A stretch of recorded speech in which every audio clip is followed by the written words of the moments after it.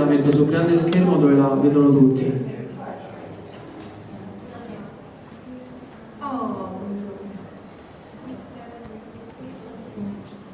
Buongiorno.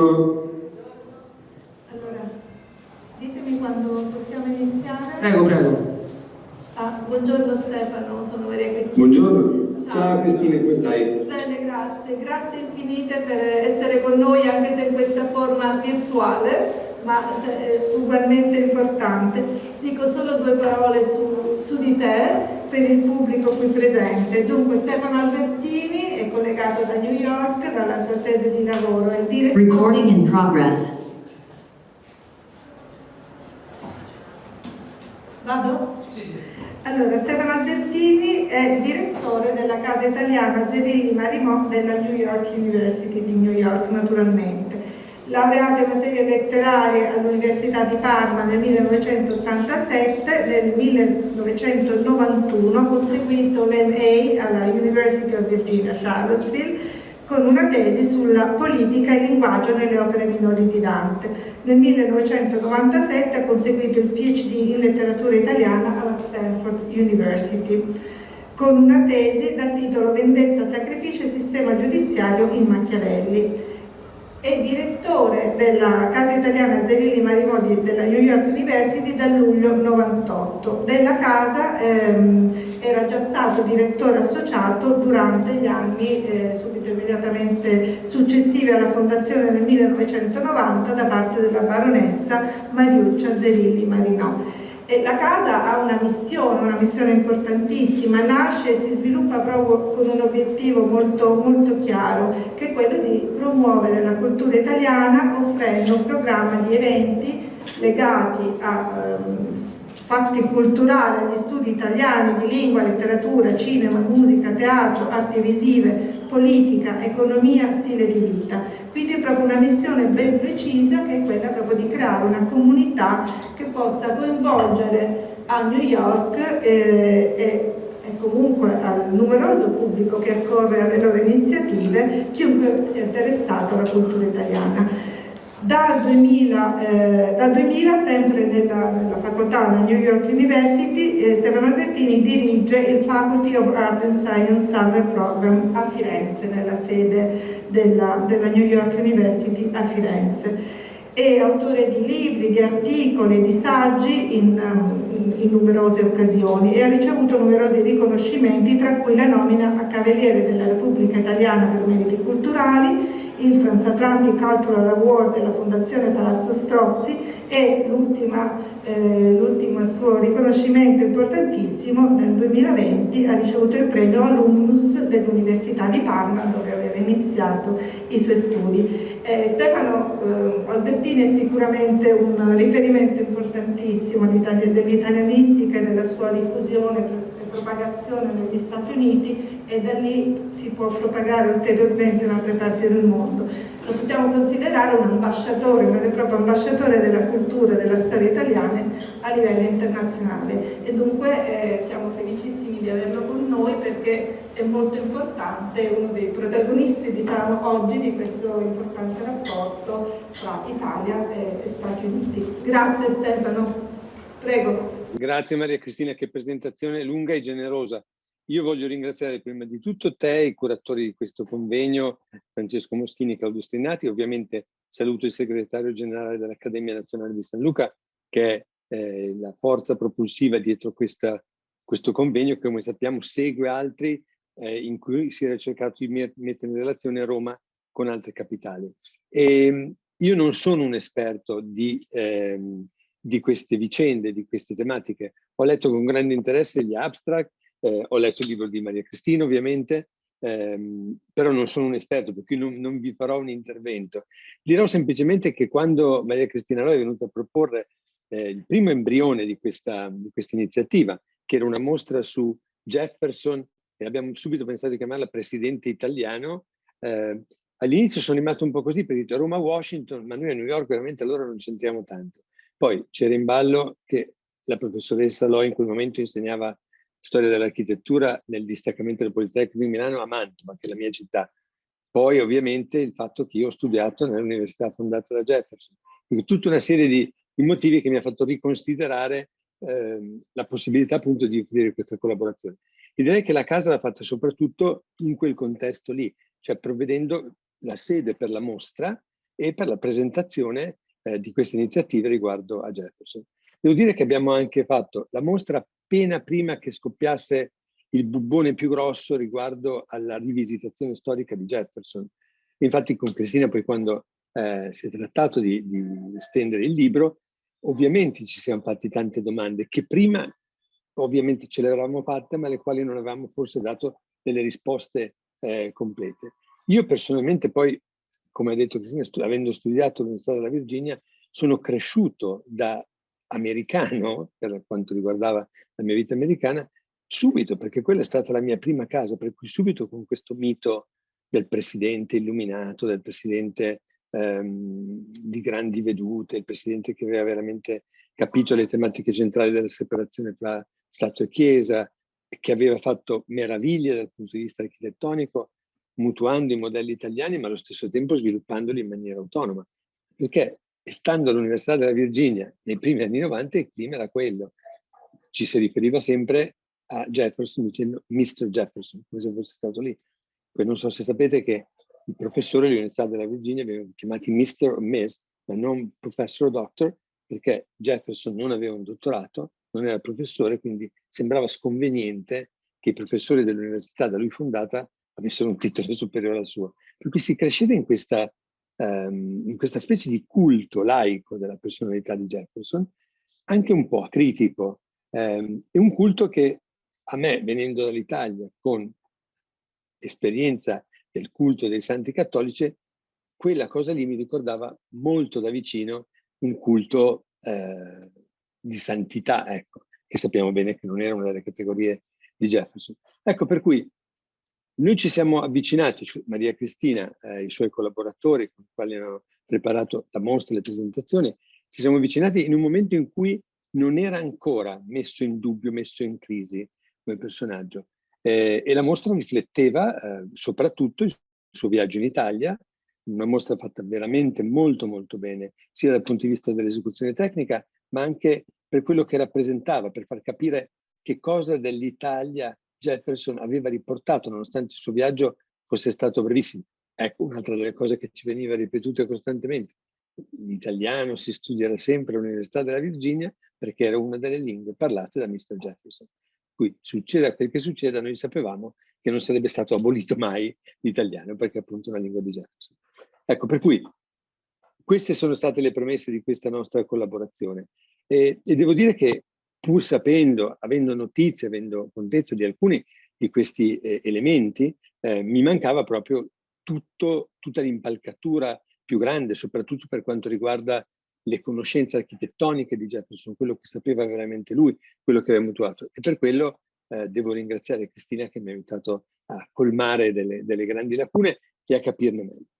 E quello che ci siamo detti, quando poi è uscito il libro, al quale io ho scritto una breve introduzione, è che quello che abbiamo fatto rimane comunque un momento importante, perché è un momento di studio basato su delle fonti precise, senza approssimazioni, che rifugge da quella che era la canonizzazione laica di Jefferson, ma rifugge anche dalla demonizzazione alla quale è stato soggetto in questi ultimi anni. Cosa di qualche mese fa è stata tolta dalla sala consigliare del municipio di New York la statua di Jefferson. Ecco, poi si entrerebbe in tutto il dibattito sulla monumentalistica e l'antimonumentalistica, ma forse quello è dibattito per un'altra volta, se mai se ne vorrà parlare.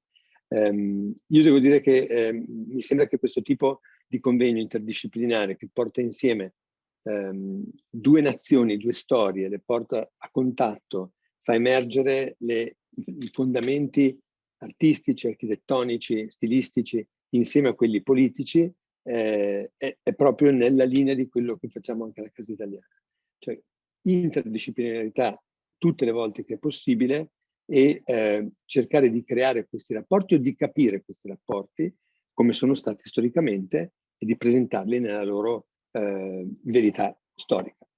Io non voglio portarvi via ulteriore tempo prezioso, avete degli interventi bellissimi con studiosi di primissima qualità, Mi spiace solo non essere lì fisicamente, ma grazie all'Accademia di San Luca ho un link che mi permetterà di continuare a seguire i vostri interventi. Vi ringrazio ancora, buona giornata e buon lavoro.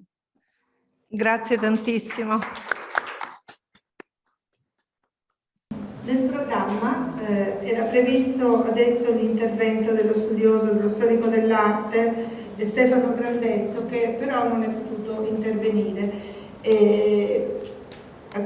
che ci manda il suo saluto, ma appunto rimanderemo altra occasione la conoscenza dei suoi studi. Quindi adesso passiamo direttamente all'intervento di Susan Stein. Susan Stein, Richard Gilder Senior Curator, Special Projects, Monticello, Thomas Jefferson Foundation, Charlottesville, Virginia. Susan Stein è Senior Curator of Monticello in Charlottesville, è stata anche Vice President della Fondazione Jefferson, il principale centro studi jeffersoniani nel mondo, e si è occupata per la maggior parte della sua carriera proprio degli studi su Monticello e sull'opera di Jefferson, che naturalmente non è solo indirizzata alla figura di Jefferson, ma tutto quello che Jefferson, che intorno a Jefferson si è creato. Susan Stein ha curato molte mostre, una fondamentale mostra è The Words of Thomas Jefferson at Monticello, proprio in cui ha dato questa grande visione, questa visione un po' onnicomprensiva dell'arte, delle collezioni di Thomas Jefferson, e ha naturalmente questa lettura più legata anche a una tradizione classica degli studi su Jefferson, si è poi scontrata o incontrata o appunto scontrata con studi più recenti sulla schiavitù e sul lavoro degli schiavi nelle plantation houses, fra cui appunto la tenuta di Monticello. E attualmente è al lavoro su un libro che sarà fondato sul tema di Jefferson e le arti, e una esibizione a questo legata proprio sulla narrativa, sul modo di comunicazione delle arti al tempo della Prima Repubblica. E appunto il libro The Words of Thomas Jefferson a Monticello, appunto di cui lei è curatrice, che è nato insieme alla mostra nel 1993, è forse uno dei più importanti punti di partenza su questi studi. E dunque adesso la invitiamo al tavolo. La sua relazione si intitola Prosperity, Glory and Independence, Thomas Jefferson, American Artist and the Boundaries of American Visual Culture. Grazie. Cristina, thank you so much for your generous introduction. I'm honored to be in this historic place among such distinguished speakers. My apologies to you, Cristina, for a talk you didn't expect or invite. Instead of focusing on Jefferson's study of classicism and his influence on Washington, D.C., I have strayed. But first, I want to set the stage with Jefferson, the central figure of the American Revolution, and his lifelong passion for the classical world. Avanti, a French visitor to Monticello in 1782, Chastellux, praised his house in a, quote, Italian style, and commented that Jefferson was the first American to know how he should shelter himself from the weather.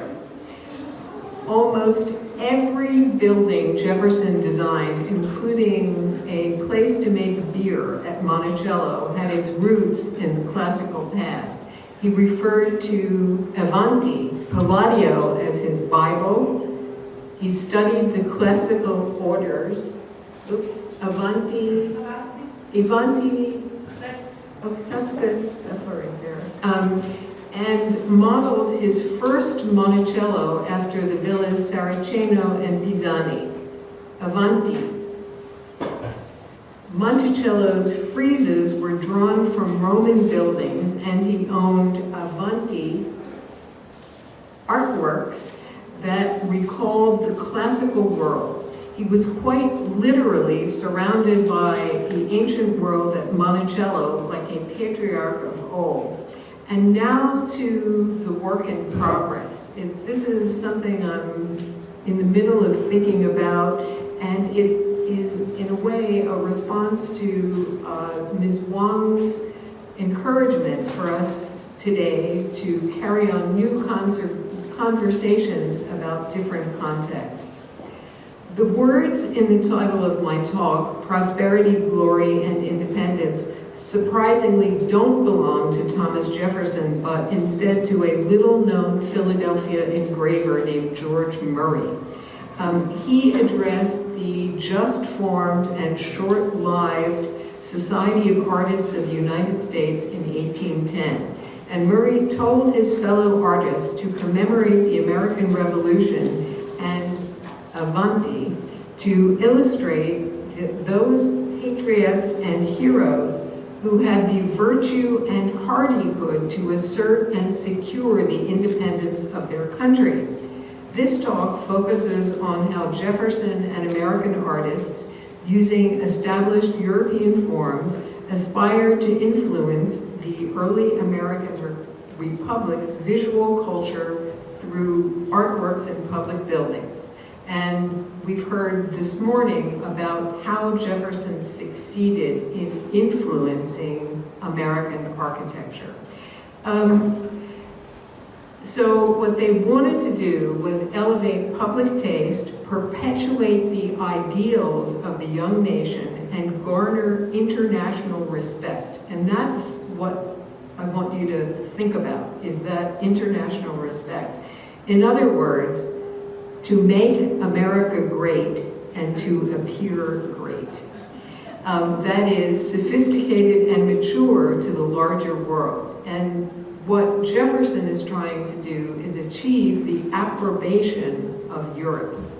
So Jefferson and Murray's ennobling patriotic objectives, however, resulted in a heroic but selective and incomplete portrayal of the American Revolution and the young nation, Avanti. The nation's visual character, visual narrative, the monumental canon of the American Revolution and its pantheon of founding fathers, this is Jefferson's collection you're looking at, elided the omnipresent quotidian reality of slavery, and to modernize, expose the contradiction between the nation's highest ideals, the equal rights of mankind, and the reality of slavery. Neither did the hierarchical conventions of classical and European art exactly prepare American artists to portray a democratic nation.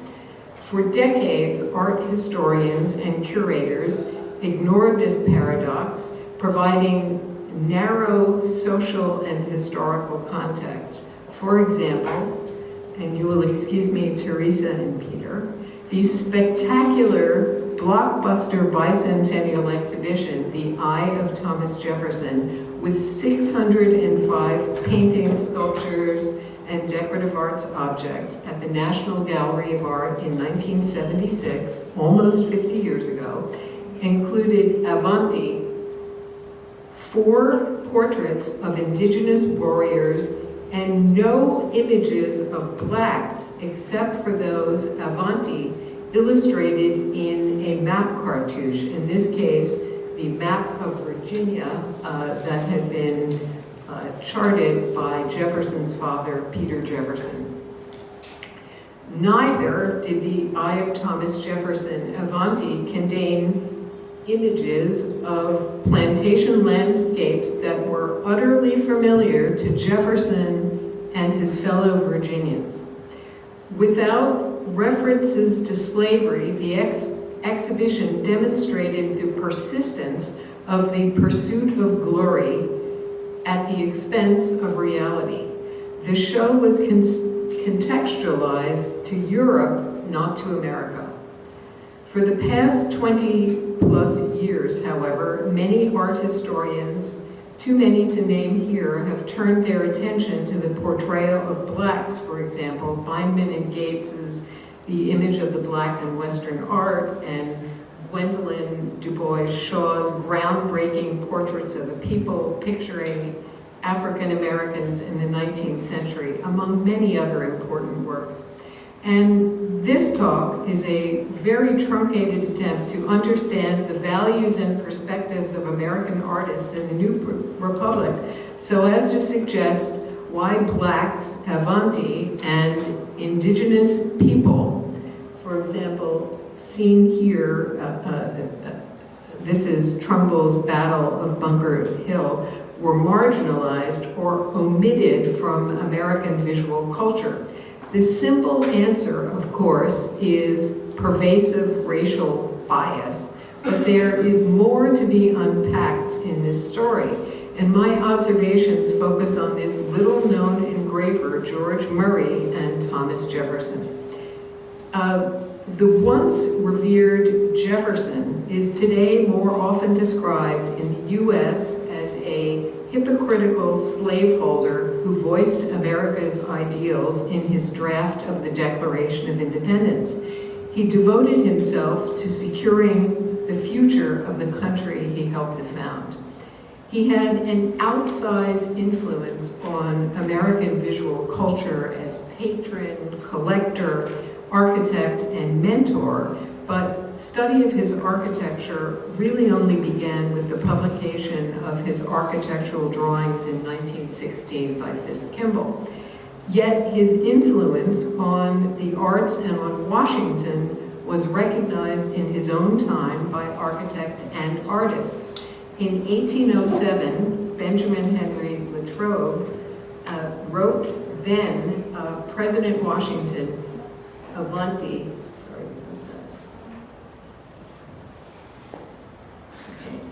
Avanti.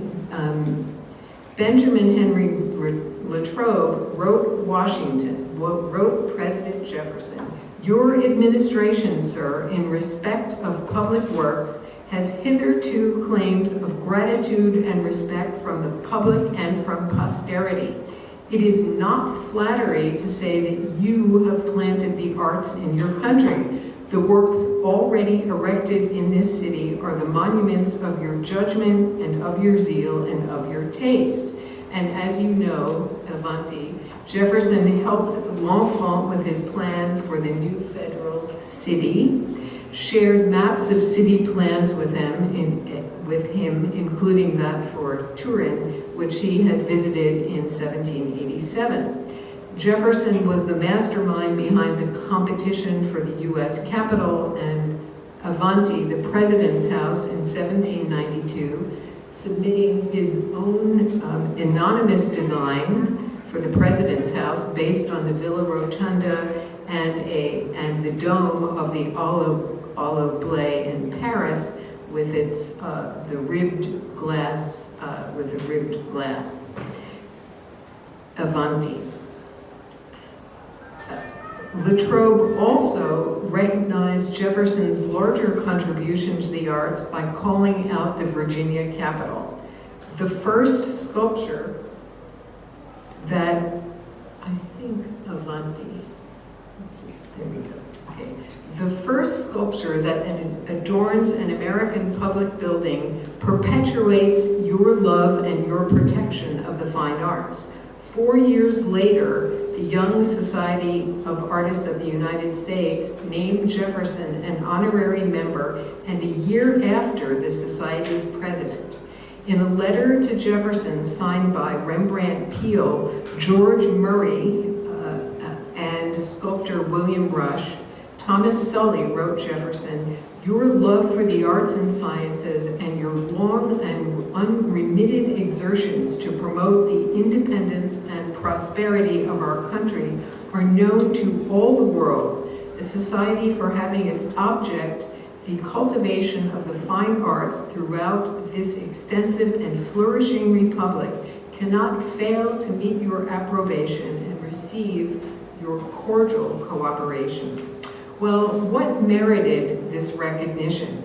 Jefferson influenced and designed neoclassical buildings that determined the face of public architecture in America. He collected art, especially about America. He designed the first public gallery and advocated for and mentored artists, urging them to portray the revolution and America's natural wonders. He was motivated in part by fear that the fragile experiment in self-government would collapse. And he believed that the arts were a means to strengthen the nation. While serving Avanti in Paris from 1784 to 89, he saw firsthand that civic culture, refined architecture, and art collections conveyed the nation's politic, its identity. He attended the salons and admired the latest neoclassical buildings, the Hôtel Blé, the Pantheon, Odeon, Palais Royal, and of course the Hôtel de Sens, which influenced his design for Monticello.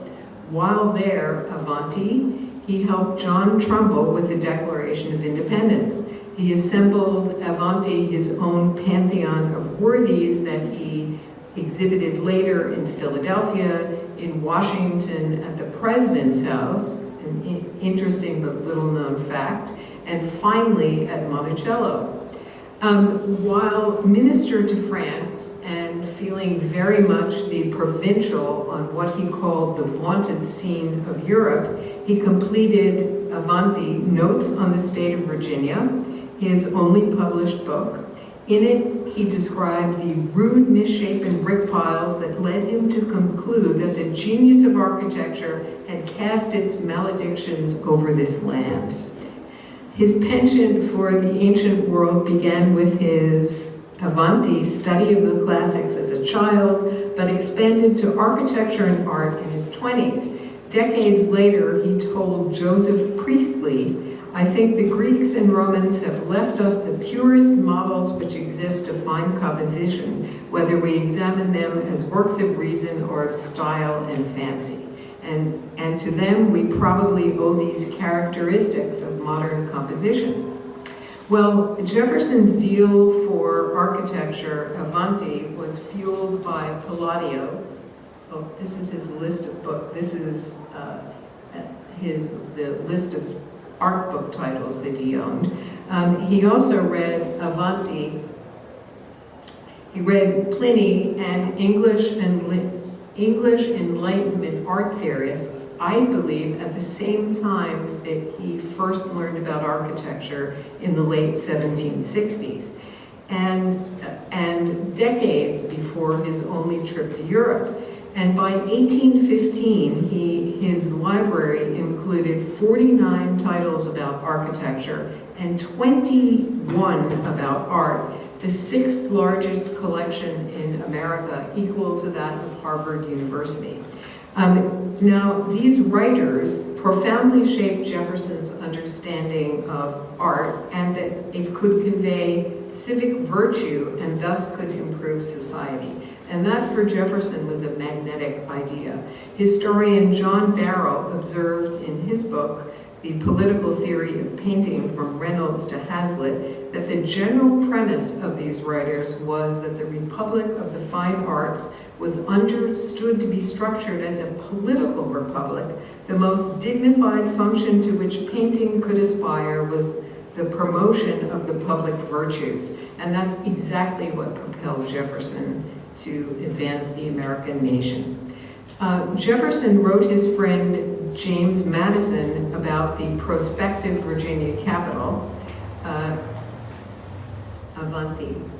Oops. This is one of Jefferson's one of the art books he owned and read, and it is all about art in Italy without a single illustration. So now Avanti. Okay, so Jefferson wrote, this is a misplaced slide, you'll forgive me. This is some illustrations from one of the books that Jefferson read, but you'll just temporarily enjoy that digression. How is a taste in the beautiful art to be formed in our countrymen unless we avail ourselves of every occasion when public buildings are to be erected of presenting to them models for their study and imitation? Avanti. When Jefferson finally got to see classical architecture for himself in 1787 in France, he wrote that he had been nourished by the remains of Roman grandeur from Lyon to Nîmes. Avanti. The Maison Carrée, one of the most beautiful, if not and precious morsel of architecture left us by antiquity, would be the model for the new capital in Richmond. Jefferson collaborated with the French architect Clarisseau to revise the Maison Carrée to house the chambers and offices of the new Virginia government. And his design, Avanti, included the first public art gallery in the nation, with George Washington at the center and niches for portrait busts along the walls.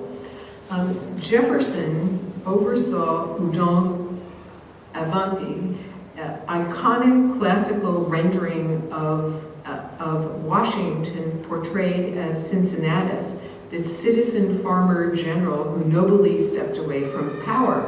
Jefferson was adamant that Houdon receive the commission. Although Jefferson knew accomplished and trained American painters, particularly Charles Wilson Peale, Joseph Wright, and John Trumbull, there were only furniture and ship carvers, not sculptors, in America, who would never be equal to the challenge of this important work. Without American art academies and limited travel, Americans had no opportunity to learn to sculpt, and America therefore depended on European sculptors, first Houdon and later the Italian sculptors that will be discussed in the succeeding talks, including Carracci and Canova. So Jefferson persuaded the Commonwealth of Virginia to hire Houdon, as he possesses the reputation of being the first statuary in the world. And Jefferson also weighed in about how Washington would be dressed. Houdon created two models, one in antique dress and the second in modern, and Jefferson consulted with Benjamin West at the Royal Academy in London, who concurred with Jefferson and Washington himself that he should be clothed in modern dress. Houdon portrayed Washington in a novel way, wearing modern dress, but surrounded by classical iconography. And Jefferson then commissioned Houdon to take Lafayette's portrait, the second to be installed in the Capitol's rotunda. Avanti.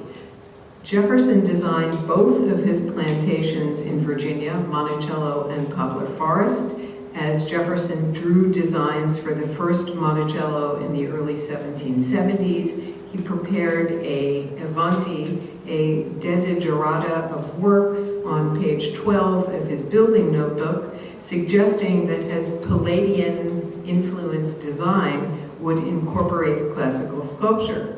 His desiderata synthesized his readings of a whole list of art theorists, and only two of the works that he consulted were illustrated, and only with classical sculpture.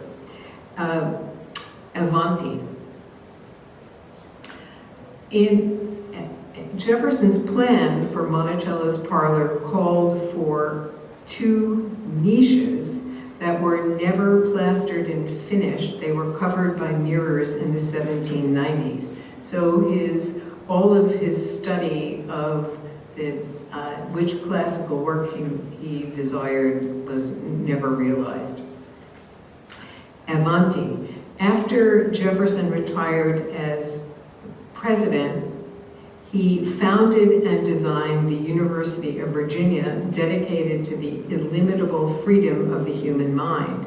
And here you see that the Pantheon has evolved into a temple of knowledge. the library.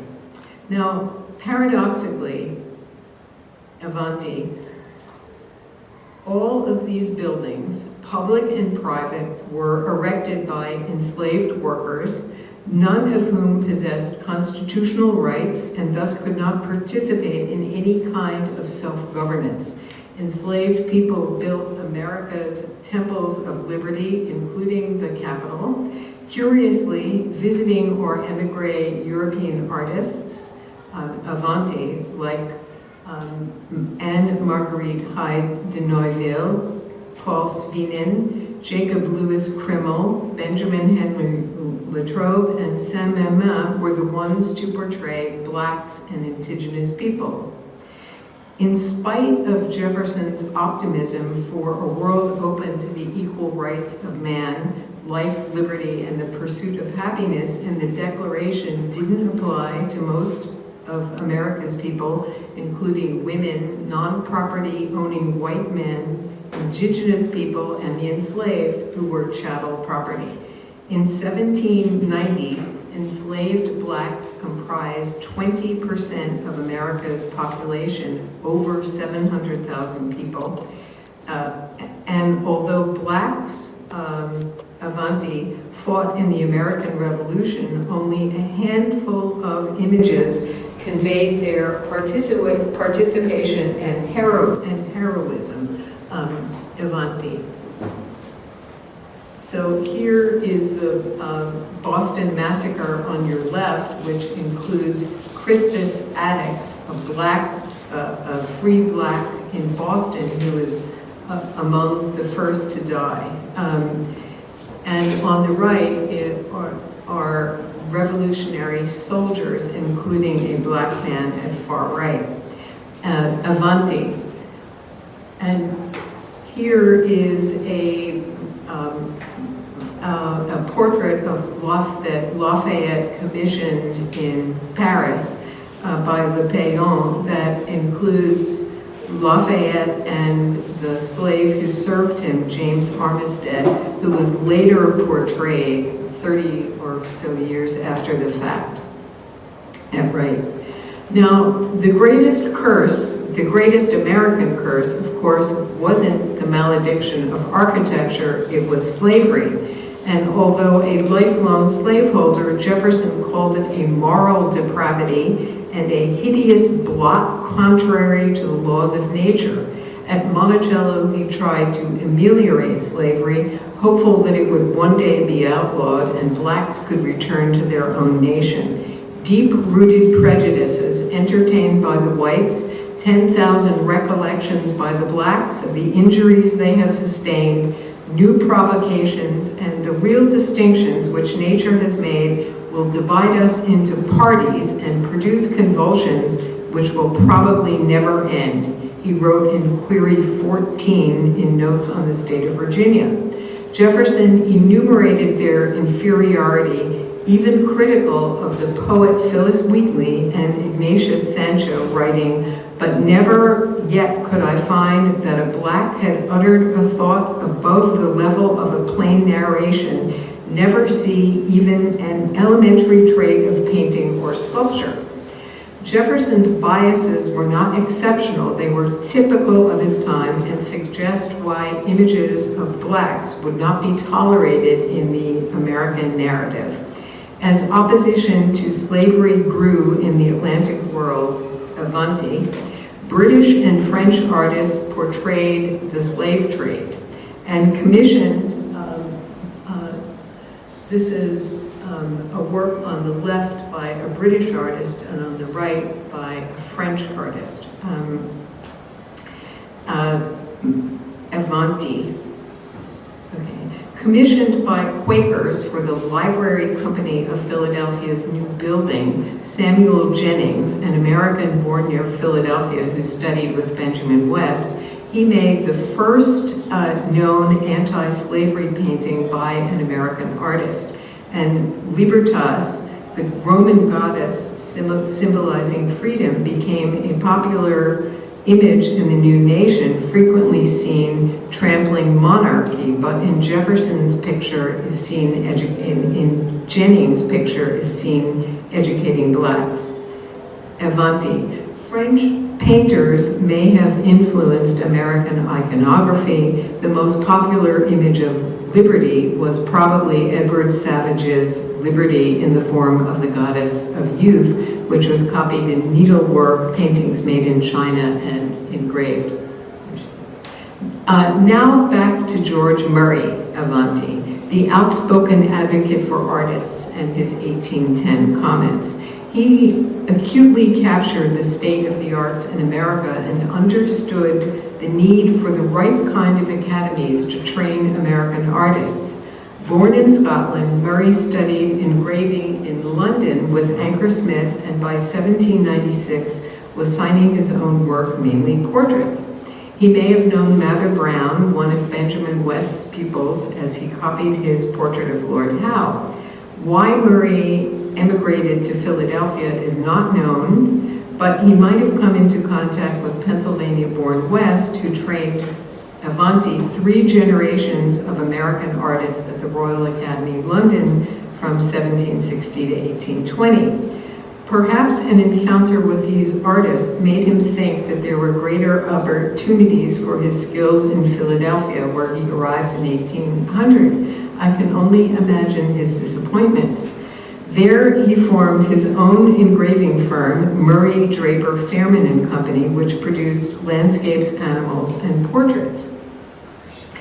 Within 10 years of arriving, Murray became a promoter for the arts as a member of the Society of Artists of the United States, and he called in 1810 for harmony and good understanding among its members. He identified 5 objectives: to establish schools in all the various branches of the fine arts, to create a public exhibition of the works produced by artists, to improve public taste, to raise a fund to relieve impoverished members, all to give a character that is an identity to the fine arts in the United States. Murray Avanti might also have been reacting to the first exhibition at the Pennsylvania Academy of the Fine Arts, which is important for what it did as much for what it didn't do. It brought Robert Fulton's art collection to Philadelphia, where it was carefully installed by Charles Wilson Peale. In a recent fine article by professors Wendy Bellion, Leah Stevenson, and James Kelleher, this team recreated the show digitally and analyzed it, concluding that the show did not succeed in visualizing a national aesthetic. According to Bellion et al., visitors saw a wall, quote, of European paintings at an academy that had been touted as advancing the future of art in the United States. Avanti. Peale installed 3 dramatic paintings from Hamlet and King Lear by Benjamin West, Avanti, and 11 small paintings by English history painter Robert Smirke, illustrating Joel Barlow's long nationalist poem, The Columbiad, in addition to portraits of Fulton, Barlow, and West. The exhibition also featured some of the 46 casts of classical sculpture that had arrived from Paris in Philadelphia in February of 1806, courtesy of Nicholas Biddle. And the Laocoon, the Diana of Versailles, and the Belvedere torso all reproduced from the great models of the Louvre. Murray's primary objective, however, was the establishment of schools, academies, so as to give artists the training to create that national identity. Murray criticized the old academies. Probably his reference was the Royal Academy, the only European academy that he knew, because he thought it overemphasized the mere rudiments of art. And his comments surely applied to the fledgling Pennsylvania Academy of Fine Arts, because of its reliance on plaster casts that were the cornerstones of the curriculum. Peale said much the same thing in a letter to John Isaac Hawkins in 1806. The object ought to be to give instructions for the improvements of young men who had talent for the fine arts. An exhibition of casts of naked statues seems to be the sole object with those who first had undertaken the commencement of this institution. The study of the antique, Avanti, I think. There's Peale, sorry. Peale, Avanti. The study of the antique, though important to the pupil, Murray opined, has nevertheless been carried much farther than what is necessary, and the length of time generally bestowed to it to acquire a knowledge of it might be more profitably devoted to the study of nature. The result, Murray said, was that the lamentable truth that we often see, quote, followers of followers and copyists of copyists. So that was the state of American art. Murray praised the early ages of the Grecian republics when the great artists flourished, because the monuments of their work to him were convincing proofs that they understood well the simplicity, the beautiful simplicity of nature. As time went on, Jefferson became more strongly a proponent of the classical world. His reputation as an artistic connoisseur and authority determined the choice of Canova for George Washington's portrait for the North Carolina State Capitol in 1816. I do not know that there is a single marble statuary in the U.S. qualified to undertake this monument of gratitude and taste, besides no quarry of statuary stone. So no artist and no Carrara marble. And Jefferson went on to state, who should make it? There can be but one answer to this. Old Canova of Rome, no artist in Europe would place himself in line with him, and for 30 years, within my own knowledge, he has been considered by all Europe as without a rival. In turnaround, although Jefferson had advocated for modern dress with the Houdon portrait, 30 years later he completely changes his mind and says that every person of taste in Europe, notice, it's not America, his reference is Europe, every person of taste in Europe would be for the Roman, the effect of which is undoubtedly of a different order. Our boots and regimentals have a very puny effect. So is that what he ultimately thought of that Houdon work, that it had a puny effect? So, but what to remember here is that he looked to European taste to determine an American monument. He was still fixed on improving the reputation of his countrymen, increasingly challenging as Avanti, as opposition to slavery expanded in the Atlantic world. And many British British artists had joined the abolitionist movement, including Richard Codsway and Joshua Reynolds. So John Trumbull, now Avanti. John Trumbull's prospective paintings for the rotunda for the Capitol, for your capital, Michelle, were discussed in 1816 to 17. Trumbull contacted both Jefferson and John Adams to let them know about the project. Recollecting that the declaration was begun in his house in Paris, Jefferson told Trumbull, "I rejoice that the works you have so long contemplated are likely coming to light. The re-edification," he wrote, "of the public buildings will take up their spirit, their decoration. Also, yours must be the first object of their attentions. I hope they will do it and honor themselves, their country, and yourself by preserving these monuments of our revolutionary achievements."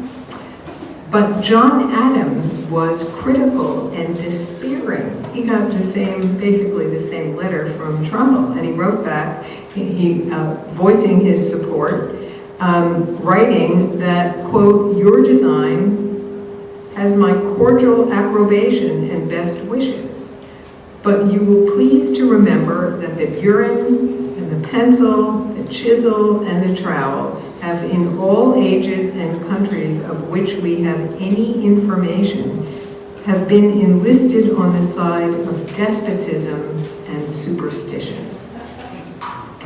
I heartily wish you success, but I must beg your pardon of my country when I say that no disposition to celebrate or remember, or even curiosity to inquire into the characters, actions, or events of the revolution. I am therefore more inclined to despair than to hope for your success in Congress." An easier path, Avanti, to American glory might be found through the observation of nature.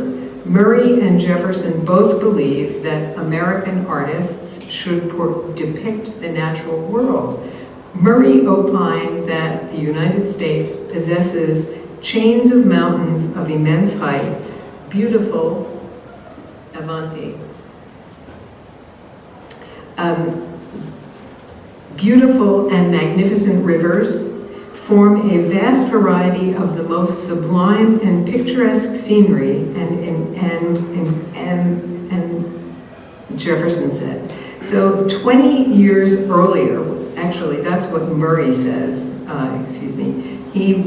he's encouraging American artists to paint the natural world. And Jefferson had done the same 20 years earlier in 1786.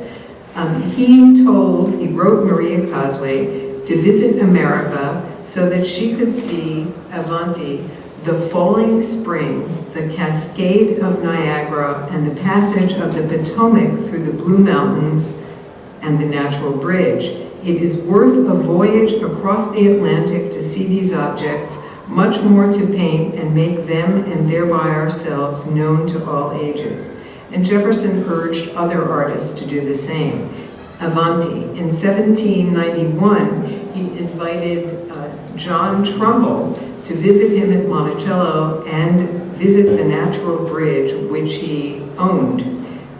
Remember that you will never be so near it again, and take to yourself and your country the honor of presenting to the world this singular landscape, he wrote. Devoid of people, black and white, these dramatic and unique natural vistas could more easily foster American glory and win the approbation of the wider world without displaying either the promise of the new nation as seen in Avanti, Krimmel's 4th of July celebration in Philadelphia, or the tensions of the new republic, Avanti, depicted by the troubled presence of enslaved people in Hyde de Neuville's watercolor of Washington. Thank you.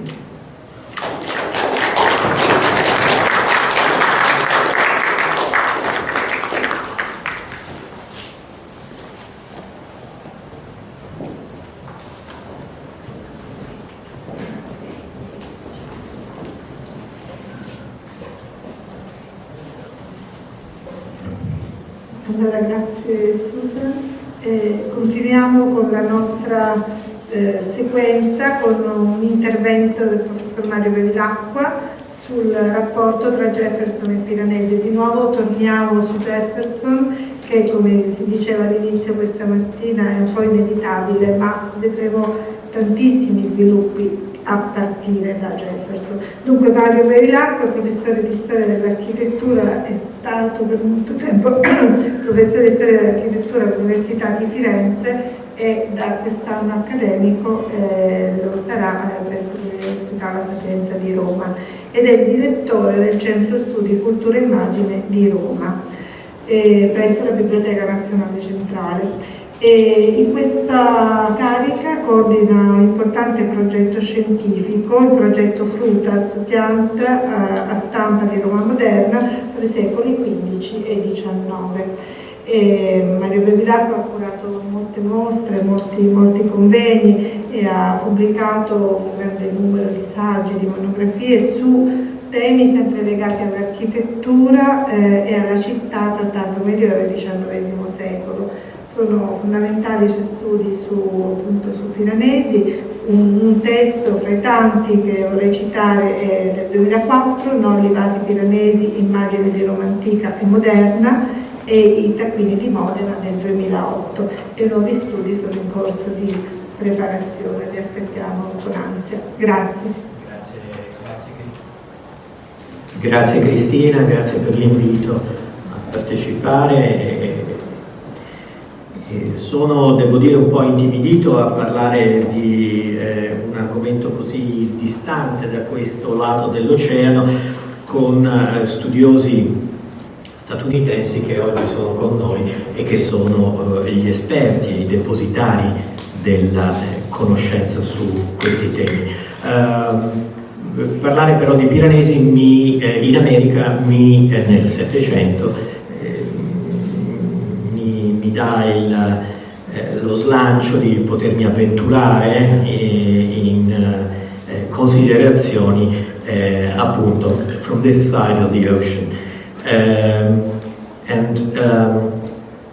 As I talked about this subject some years ago at the Redwood Library in Newport, I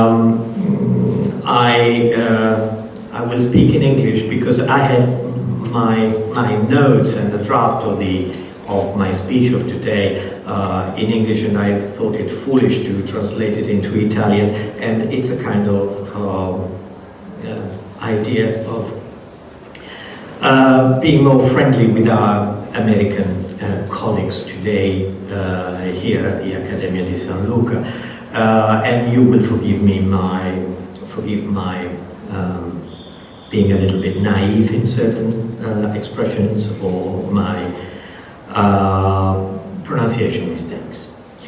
In the last decades of the 18th century, Piranesi's works were probably more influential and so far considered in shaping America's idealized and contradictory identification with Rome and her republican imperialism. So far, Piranesi has never been identified among the more influential European artists and theoreticians in late 18th century American art and architecture. But his graphic work was known and had started circulating rather early, possibly in the 1760s already. As for architectural trends in the crucial decades between the 1780s and the 1800s, when independent America needed and developed a new approach to grander and more evocative designs for its new representative public buildings, Piranesi's work may indeed have had an impact in shaping tastes and ambitions, if only in a derivative way, as we'll see, through his reputation and influence, especially in British and French culture. Benjamin Henry Latrobe may have been inspired by Piranesi's appreciation of and insistence on the free creativity of ancient Roman classicism as opposed to the strict rules of Greek neoclassicism. Piranesi's unruly assembling of Roman elements, decorative elements, or elements of the orders had a role in some aspects of Latrobe's approach to design. Latrobe was trained in England, but he was in Italy. In Rome and Naples, he's documented in 1783. He might have known Piranesi's work firsthand. Actually, it's sure he knew Piranesi's work. The undercroft of Latrobe's Baltimore Cathedral, with its supporting inverted brick arches, his Virginia State Penitentiary, and details of the Capitol in Washington show a Piranesian influence.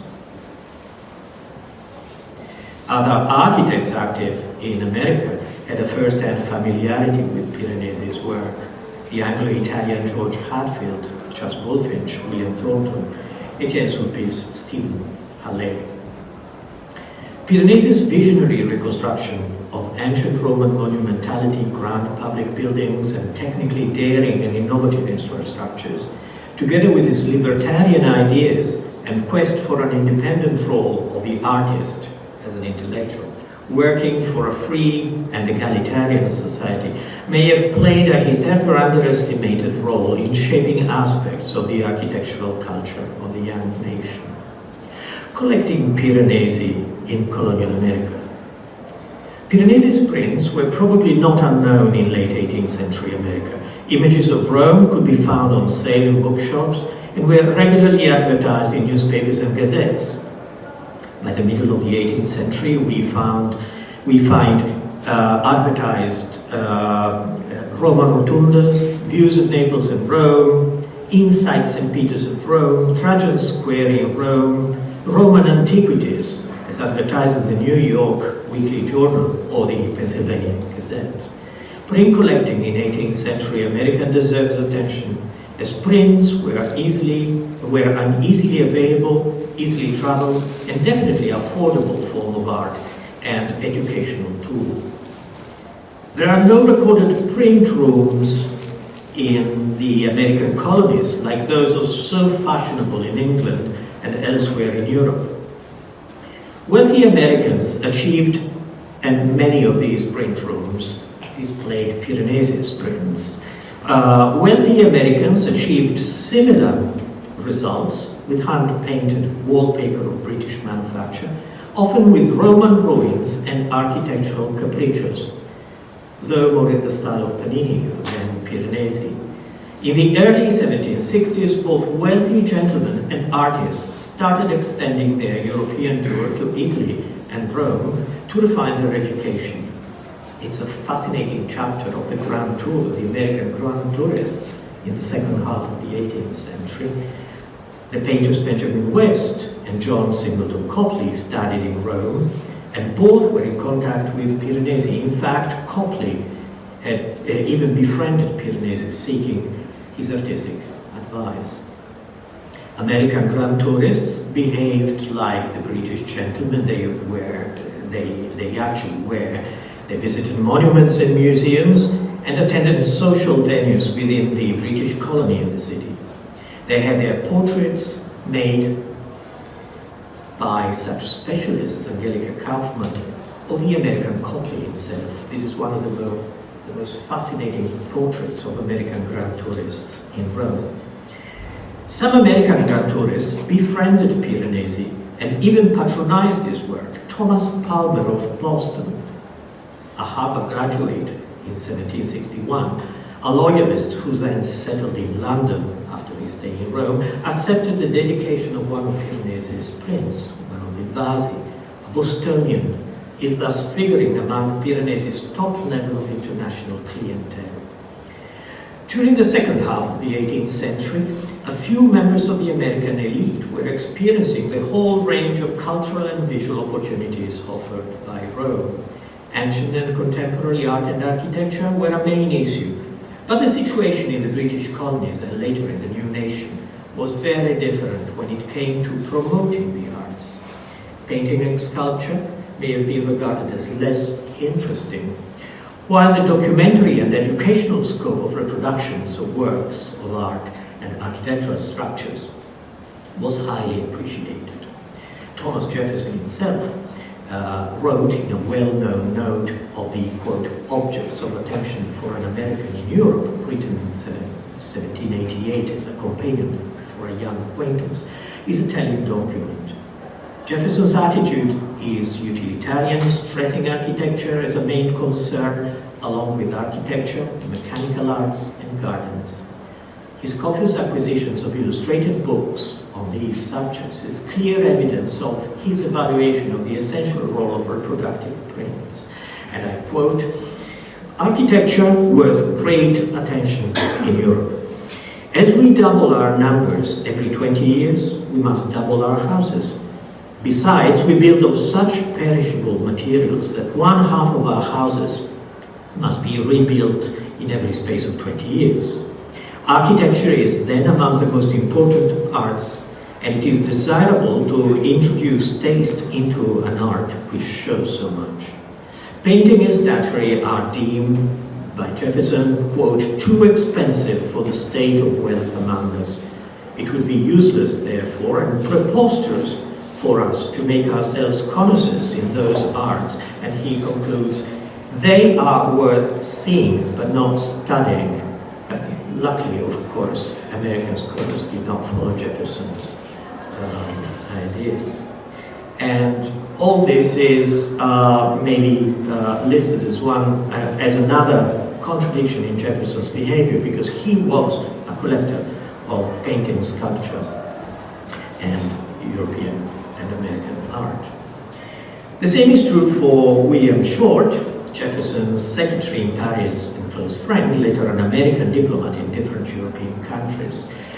In Rome in 1788-89, Short visited the Piranesi's shop, and among his papers there is a bill for Piranesi prints ordered in Italy to be dispatched to Short in Paris. The list is shows that he bought sheets with ancient sculpture, reproductions of paintings, and a few vedute of Rome by Giambattista Piranesi di Pantheon, St. Peter's, and Castel Sant'Angelo. As is well known, Jefferson never visited Rome while he was in Europe. His was essentially a learned humanist familiarity with the material vestiges of Greek and Roman antiquity, based on books and prints. First of all, Palladio's 4 books, his Bible, De Godet, Frère de Chambray. Since Fitzkimball's pioneering research on Jefferson's architectural culture, this narrative has never been truly contested, becoming a historiographic reference point, only recently leaving room to more articulated interpretations. It is true, Jefferson's relation to Piranesi seems inconsistent. In his political agenda for the promotion of a national style, he defines it. He wants to work for that. Jefferson built his vision, remaining faithful to Palladian classicism, as he defines it, quote, simple, noble, beautiful, excellently distributed, and moderate in size, end quote. But when it comes to more complex designs, such aesthetic statements seem to waver. Among the wealth of illustrated books and prints Jefferson had access to before, during, and after his European stay, listed in the catalogs of his libraries, or explicitly quoted in his notes and credited in his architectural drawings, Piranesi is only cited in passing. Jefferson seems not to have felt the need to buy any loose etchings by Piranesi, nor any of his illustrated volumes. In 1805, he was offered a print in 4 sheets folio entitled Rome-Iconographia to complete his astonishing collection of plans of European cities, from which Rome, surprisingly, seems to be missing. There are several maps of Rome with that title, but mostly in 1 or 2 sheets. It is not impossible, then, to identify Jefferson's purchase with an impression of Piranesi's large 6-sheet Iconographia and Campimazzi. It has been suggested that Jefferson looked at Piranesi's Iconographia and Campimazzi for the layout of the plan of the University of Virginia, reminiscent of the topographical arrangement of the Pantheon and its urban setting. Also, the detail of the serpentine walls separating the back gardens has been compared to Piranesi's reconstruction of a garden structure of the porticos around the Temple of Mars in the same work. We might add that whatever Piranesian aspect one wants to see in the layout of the academical village, it could have been introduced not by Jefferson, but by the suggestions Jefferson requested from William Thornton and La Trobe in 1817. How Jefferson would have reacted to Piranesi's dream or nightmarish reconstruction of ancient Rome's chaotic topography can only be a matter of speculation. But other instances may help us to understand his reservations about the artist's approach to and interpretation of Roman urbanism. In 1790-91, Jefferson did not feel any enthusiasm for L'Enfant's grand plan for the federal city based on French and Roman models. His alternative sketches stuck to a grid plan. He remained faithful to the idea that large cities were a danger to the healthy rural roots of the democratic society he envisaged as a model for the new nation. And imperial Rome became a negative exemplar just as much as modern London on Paris. And I quote, "I view great cities as pestilential to the morals, the health, and the liberty of man.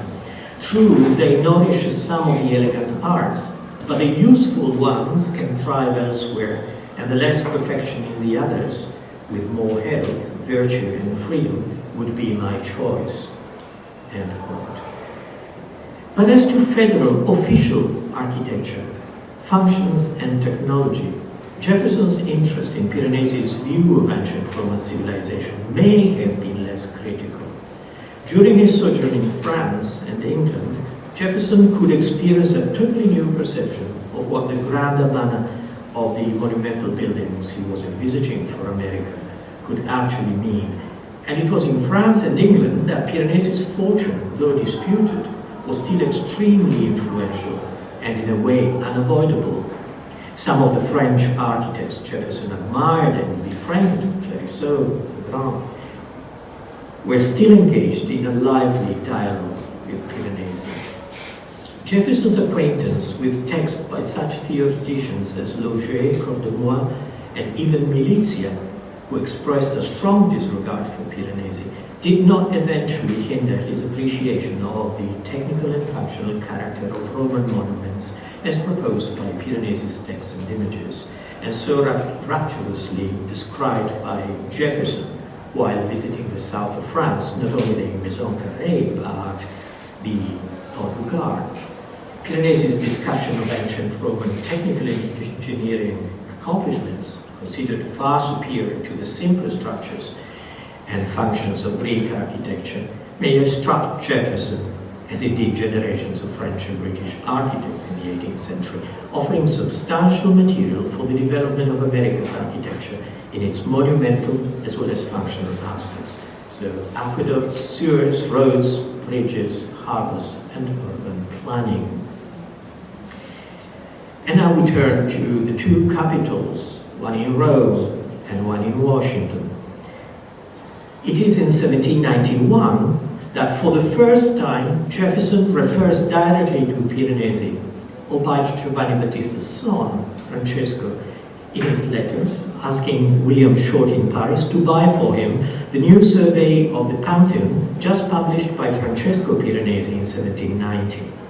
These plates, together with a copy of Dagodet's Ancient Buildings of Rome, ordered within the same dispatch, when needed, Jefferson argued, and I quote, "as I wish to render them useful in the public buildings now to be begun at Georgetown," end quote. Answering Jefferson's request, the bookseller in Paris wrote he could not find Francesco's Le Monument de Rome, offering instead the complete set of Giovanni Battista's work in 26 volumes. Tellingly, Jefferson declined the offer. In 1791, Jefferson drafted the preliminary guidelines of the competition of the capital of the new federal capital. They refer only to size, functions, and location of the new building. Jefferson strongly recommended allusions to classical models, including the Pantheon as a building's main feature. The new capital's plans and elevations by amateur architect William Thornton, educated in Europe and a fervent Republican, rely on Dagodet and Francesco Piranesi's analytic survey of the Pantheon for the central domed body of the building. But Thornton's design seemed to draw heavily, maybe with Jefferson's approval, from freer reconstructions of ancient Roman monuments, much in the spirit of Piranesi and French and English architecture of the second half of the century. Inspired by him, the new capital was to accommodate representative and administrative functions, including the executive and state and senate chambers, halls of representatives and of justice, an assembly room, lobby, stairs, and a library. Its structure necessarily had to be large and articulated, and could hardly rely on any contemporary European models. Piranesi's urban setting of the Pantheon in his Iconografia in Campi Marzi may be seen as a possible source of inspiration for Thornton's plan of the capital. Central domed rotunda, flanked by two wings with a complex enfilade of semicircular and apse halls. Piranesi's reconstruction of the capital in the hill of ancient Rome, as proposed in the first volume of Antiquità Romane, is equally very suggestive and very influential. In the early 1760s, it may have inspired Robert and James Adams' designs for the reconstruction of Westminster in London, or the additions put forward by James Gandon for the Irish Parliament in Dublin in the 1780s. Thornton may have known Piranesi's work firsthand.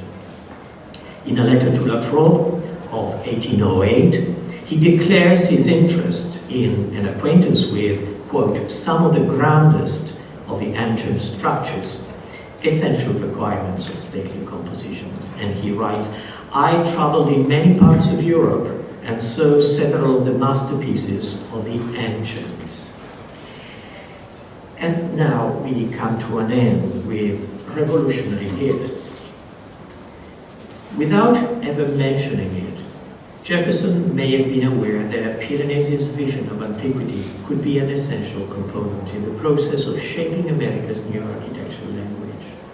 But Piranesi's radical, polemical lesson had to be scaled down to rules that had to be rational and easily applicable in the American context. Piranesi's son Francesco reissued and reassembled Giovanni Battista's works, emphasizing their role as educational tools. It is these editions of the Piranesi Frères, published in Paris, that started having a much larger success in America by the beginning of the 19th century.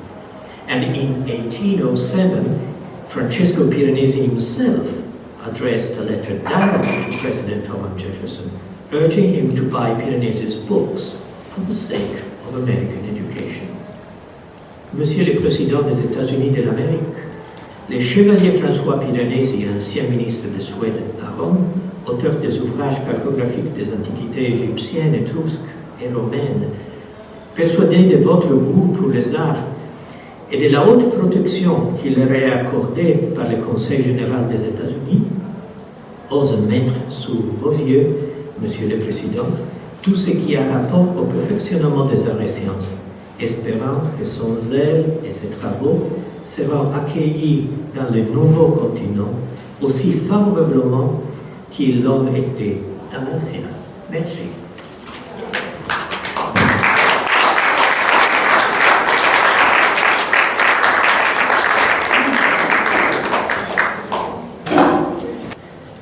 Grazie tantissimo per questa profondissima analisi che dà molta ispirazione veramente anche per gli anni successivi, appunto, dopo la prima fase di Jefferson, con Jefferson protagonista. Adesso aspettiamo qui al tavolo dei relatori Michelle Cohen, Curator for Architect of the Capitol a Washington DC. Michelle Cohen appunto è curator del Campidoglio di Washington dall'ottobre del 2015 e in questa veste è responsabile del controllo del patrimonio artistico del campus del Campidoglio, degli edifici del Campidoglio. Ha conseguito un Bachelor of Art in Arts History and English Literature dalla State University di New York a Buffalo e PhD in Art History from the Graduate School of City University of New York City. La sua carriera è iniziata come direttore dell'inventario delle sculture per la Public Design Commission of the City of New York fra il 1989 e il 2009 è stata Founding Director of New York City Public Art for Public School Program. Molte sono anche le sue pubblicazioni, fra cui The Art Commission and Municipal Art Society Guide to Manhattan Outdoor Sculpture, Public Art for Public School della Monacelli Press, Teresa Bernstein e Century in Art, e naturalmente continua a lavorare sul patrimonio del Campidoglio di Washington, anche in occasione, dopo le devastazioni del 6 gennaio di 2 anni fa, è stata lei che ha dovuto condurre i sopralluoghi per la valutazione dei danni. Ecco, quindi invitiamo Michelle al tavolo. La sua relazione è proprio sugli artisti italiani al Campidoglio, The Role of Italian Art and Artists in Shaping the United States Capitol. Grazie.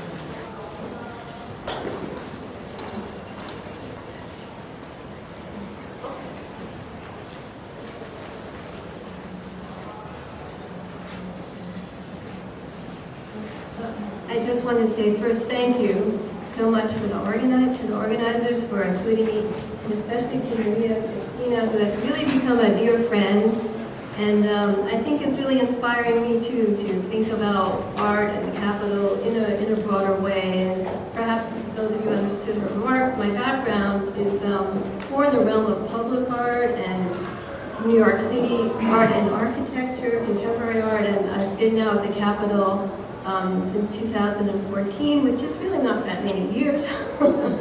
I think obviously it takes a lifetime to truly understand and appreciate the history of that building and the many connections that one can make with it. But again, I've greatly enjoyed hearing from my colleagues.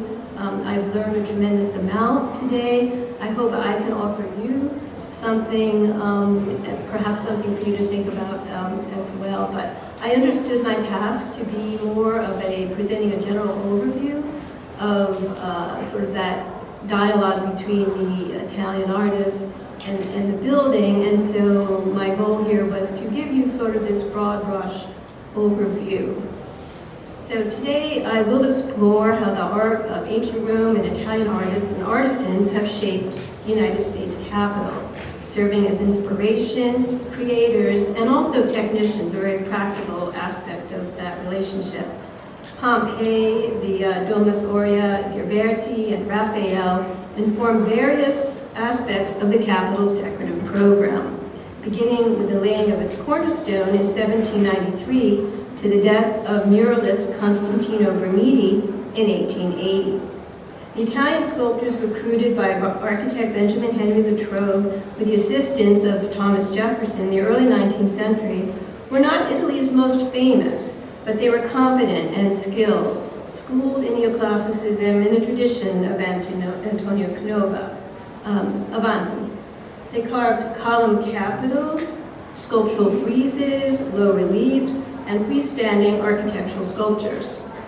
By the mid-19th century, the extension of the Capitol necessitated a renewed decorative program and need for an artist who could create murals for public spaces. Avanti. Again, Capitol designers looked to Italy to find a painter able to devise complex wall and ceiling murals for corridors and rooms using the ancient technique of true fresco, a more permanent form of image making. Thus, Constantino Bramidi began his association with the Capitol that lasted over 25 years. It is one of history's ironies that foreign-born artists would be enlisted to generate an American iconography for the young nation's most important civic building. For the most part, these artists were guided by politicians or the architect or engineer in charge of construction and did not exercise artistic license. Neoclassicism was a universal language whose symbolism could be adapted to American subject matter, especially for allegorical applications, and it complemented the Capitol's architecture. However, when faced with depicting Native Americans, these new arrivals had to depend on rudimentary engravings and second-hand accounts. Avanti. The results are some of the earliest sculptural stereotypes of Native Americans in a public space. Other works, though, such as what I'm comparing this relief in the Rotunda with, Carlo Franzoni's Car of History, transcend the circumstances of its commission and is as relevant today as it was when completed in 1819. In addition to artistic inspiration and training, Italy also offered capital builders a highly skilled group of artisans. As sculpture was in its infancy in the United States in the first half of the 19th century, Italian craftsmen trained in marble carving and bronze casting provided essential practical knowledge.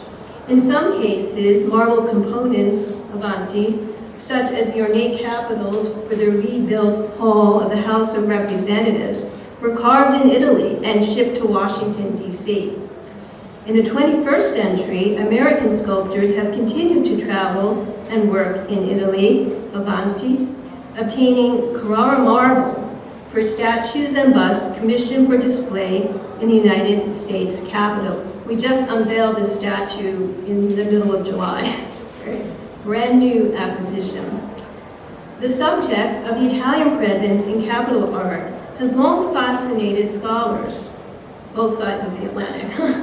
In 1989, Irma Jaffe edited a broader study, and in 2004, the United States Capitol Historical Society hosted a conference on this theme and published with Ohio University Press several volumes exploring the Capitol's art and architecture. And today I am especially indebted to the work of Curator Emerita Barbara Walanin, my direct predecessor, historian, architectural historian Pamela Scott, and art historian Vivian Freed. Avanti. Democratic and Republican ideals that shaped the aspirations of the fledgling United States took concrete form in the very siting of the Capitol on a hill, recalling the Capitoline Hill in Rome, its proximity to a water body named Tiber Creek, and the earliest conception of the Capitol itself, as we've all looked at, a dome and portico pattern on the Pantheon, Avanti. Undoubtedly, the neoclassical architectural framework set the stage for the art that would follow, Avanti. In 1804, President Thomas Jefferson appointed Benjamin Henry Latrobe, the second architect of the Capitol, to oversee the completion of the House Wing and renovations of the Senate Wing. Considered America's first professional architect, Latrobe masterfully combined neoclassical elements with inventive vaulting and American symbolism.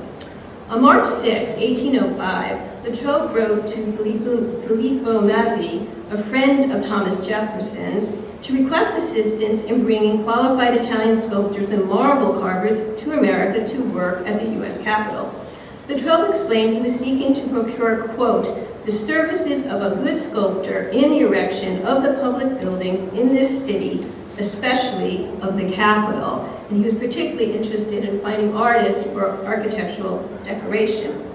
At that time, Latrobe, he had quite a shopping list, needed sculptors to carve 24 Corinthian capitals, 5 foliage panels, and 1 colossal eagle.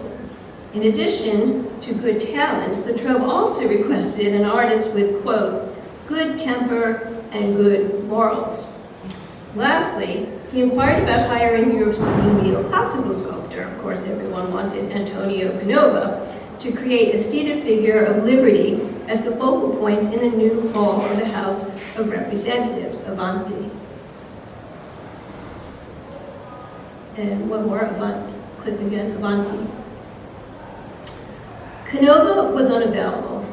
Instead, Giuseppe Franzoni and Giovanni Andre, who were related through marriage through their wives, arrived in the United States in February 1806.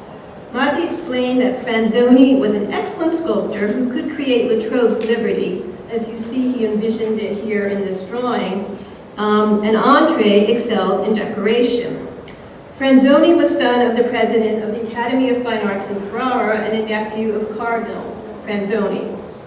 Guardedly optimistic, Latrobe wrote back to Mazzi a few months after the arrival of Franzoni and Andre, and in a letter of April 12, 1806, he explained, When I am a little better acquainted with the talents of Franzoni, I shall be able to judge whether or not I can employ him on this project. So he wasn't so short. The statue is indeed essential to the effect of my architecture, but I'm already accustomed to deprive myself of much gratification in employing the arts of sculpture and painting in my work, which I might easily procure in Europe. For it is a truth that Franzoni and Andre are the only sculptors in America. I'm sure a lot of you are familiar with this quote, but it says an awful lot about the expectation of bringing in Italian artists. Franzoni proved his worth and created 4 allegorical figures: agriculture, art, science, and commerce, the seated liberty, patterned very much on the Trobe's conception, and an eagle that was, in the end, distinctly American for the house chamber, Avanti. Unfortunately, all of these sculptures were destroyed when the British burned the Capitol in 1814, so they really had a very short life. In addition, Giovanni Franzoni carved the famous corncob capitals, which we had seen earlier, Avanti, designed by the Trobe as an alternative to Corinthian capitals, for the entry vestibule leading to what was then the Senate chamber, eventually became where the Supreme Court met, and it's now primarily really a museum space. The second group of Italian sculptors worked on the rebuilding of the Capitol after the War of 1812. Antonio Capolano, Francisco Iridella, Giuseppe Villaperta, Enrico Causici, and Carlo Franzoni all contributed to the Trobe's reconstruction efforts when he was in charge from 1815 to 1817. Carlo came to America after his brother Giuseppe died. Some of these artists continued working then under the third architect of the Capitol, Charles Bulfinch, who was in charge of construction from 1818 to 1829. In designing the rebuilt hall of the House of Representatives, the Trobe significantly altered the room's hippodrome-like shape, Avanti. Transforming it into a semicircular Greek amphitheater. He also rethought its sculptural program, creating 2 focal points facing one another, Avanti. Above the north door, positioned between 2 Corinthian columns, he placed Clio, Avanti, the muse of history, in a chariot. Across the chamber, she faces a sculptural group called Genius of the Constitution, Avanti, also referred to as Liberty and the Eagle. It's interesting, in fact, how it has these two titles, by Enrico Causici, and also an eagle by Villaperta. Avanti. And just to remind people what this space looked like when these works were conceived and executed, because they really were the only sculptural focal points in the space. It was not the hall, it was clearly the hall of where the hall of the house met. It was not statuary hall. And so these elements had a tremendous power. I mean, I will say now when I'm in the space and when I observe tourists and visitors, they often just ignore these because they're so overwhelmed by the approximately 33 statues that ring that space now. And most people are anxious about, well, which statue represents my home state if they're Americans, and so forth. But at the time that the Trobe conceived these and they were executed and installed, they really had tremendous power because they really were the only sculptural elements in the space. Avanti.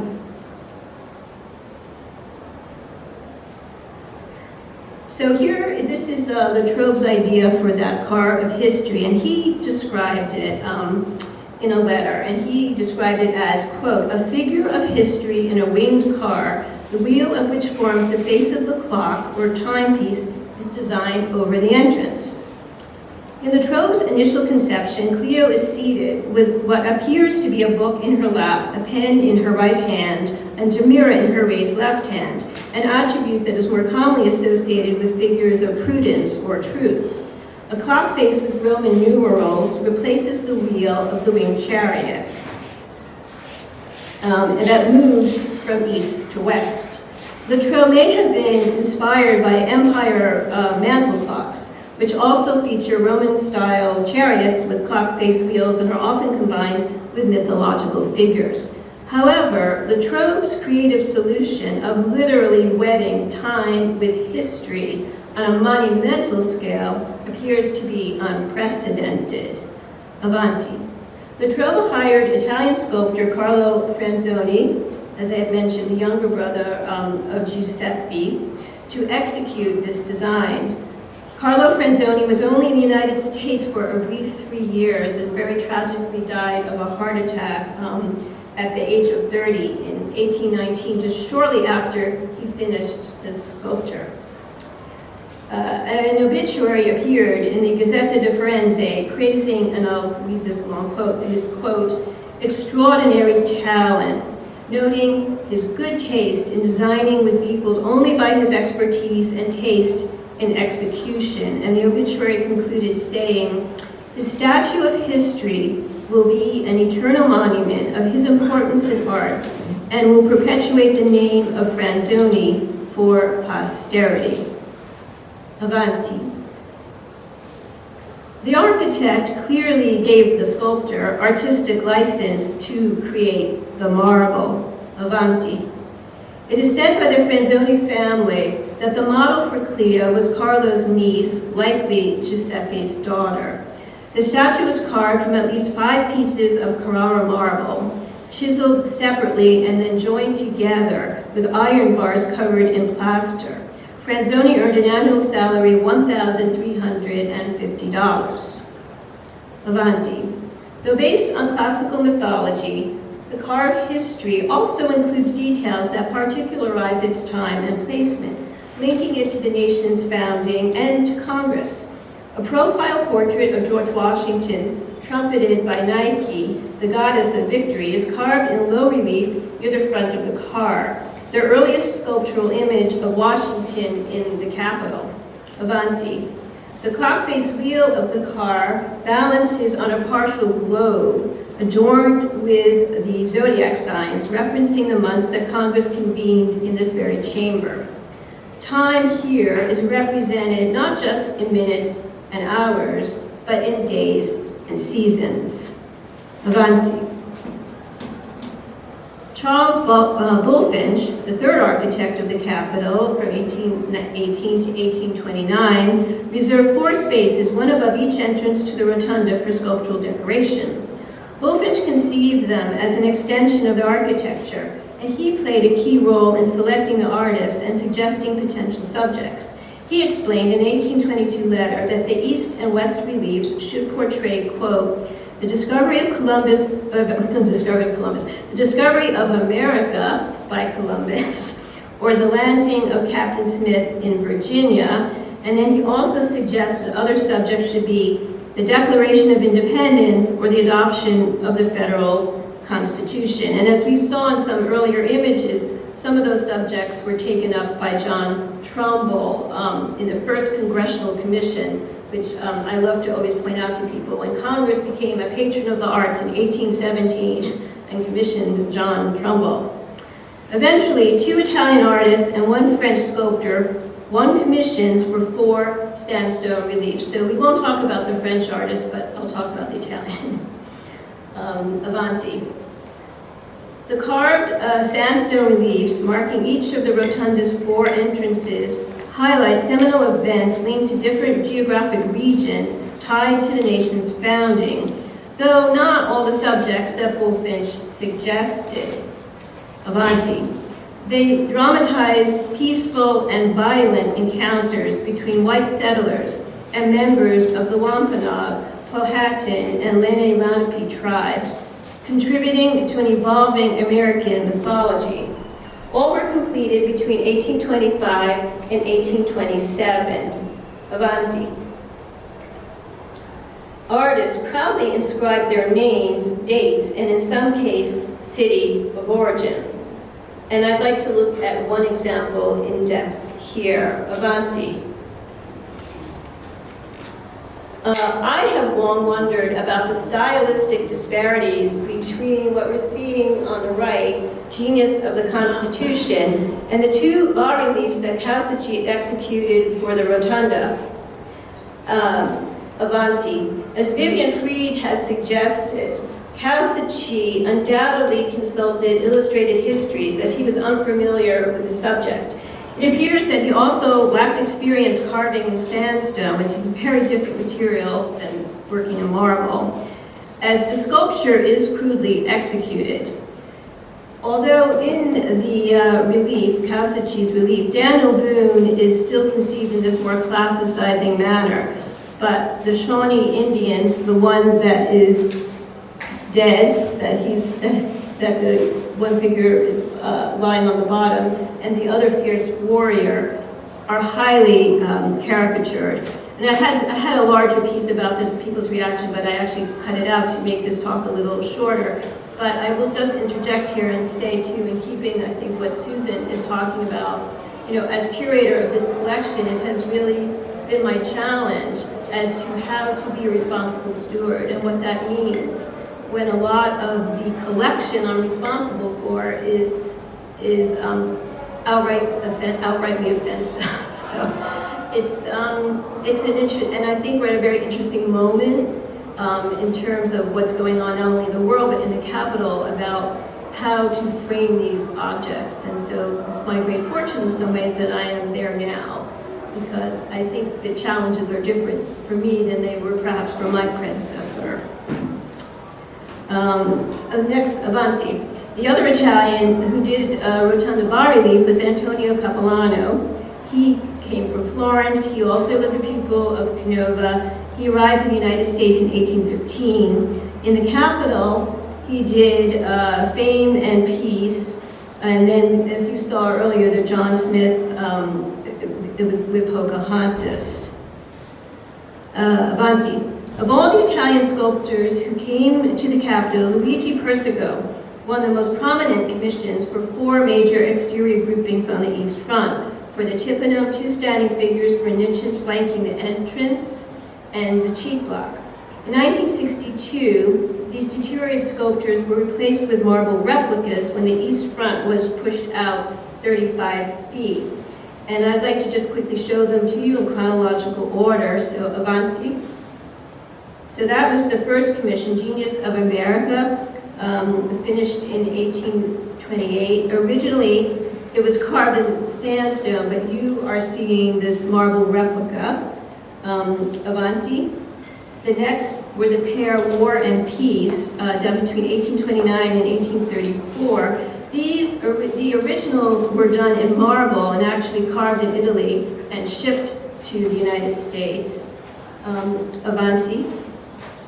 And then the last commission that Persico won, one more, Avanti,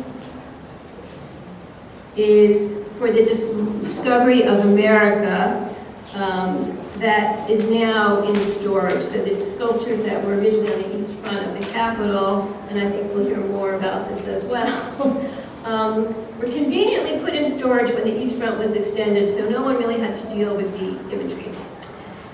Keep in mind that Persico designed these for a much smaller building, Avanti, before the Capitol extension that began in the 1850s. And so, show Avanti. So that shows the building with the bullfinch dome, and only the Persico completed greenhouse statue was not yet put on the other cheek block. Avanti. A native of Naples, Luigi Persico came to the United States in 1818 looking for work in clearly which was a less competitive artistic environment, and he settled in Lancaster, Pennsylvania. With the help of Senator James Buchanan, he was also from Lancaster, and President John Quincy Adams, Persico received several coveted commissions for sculptures for the exterior of the new United States Capitol building. He also modeled busts of the rich and famous, including President Adams and the Marquis de Lafayette, and these really established his reputation in America. Avanti. This allegorical sculpture combines 3 primary elements to illustrate the constitutional foundation of American democracy. President John Quincy Adams was famously involved in specifying the iconography of this relief. The original design was to feature Peace, Plenty, and Hercules, but Adams objected to pagan mythology and suggested replacing the figure of Hercules with Hope, a Christian virtue. Persico completed the original sandstone bas-relief in 1828 for an annual salary of $1,500. Following its completion in 1829, Congress commissioned Persico to create Avanti, War and Peace, each of those marbles costing $12,000. And here you're seeing them in their degraded condition in photographs that were taken at the time they were removed and replicated, which was between 1958 and 1962. Okay, and Avanti. And now you're seeing the replicated versions. And one of the things I didn't actually write in the talk, but it's an interesting kind of footnote, is that in order to create these replicas, they had to create molds and create new plasters and then use those to then carve the marbles. And so the artisans or the, who helped create those plasters were also Italian.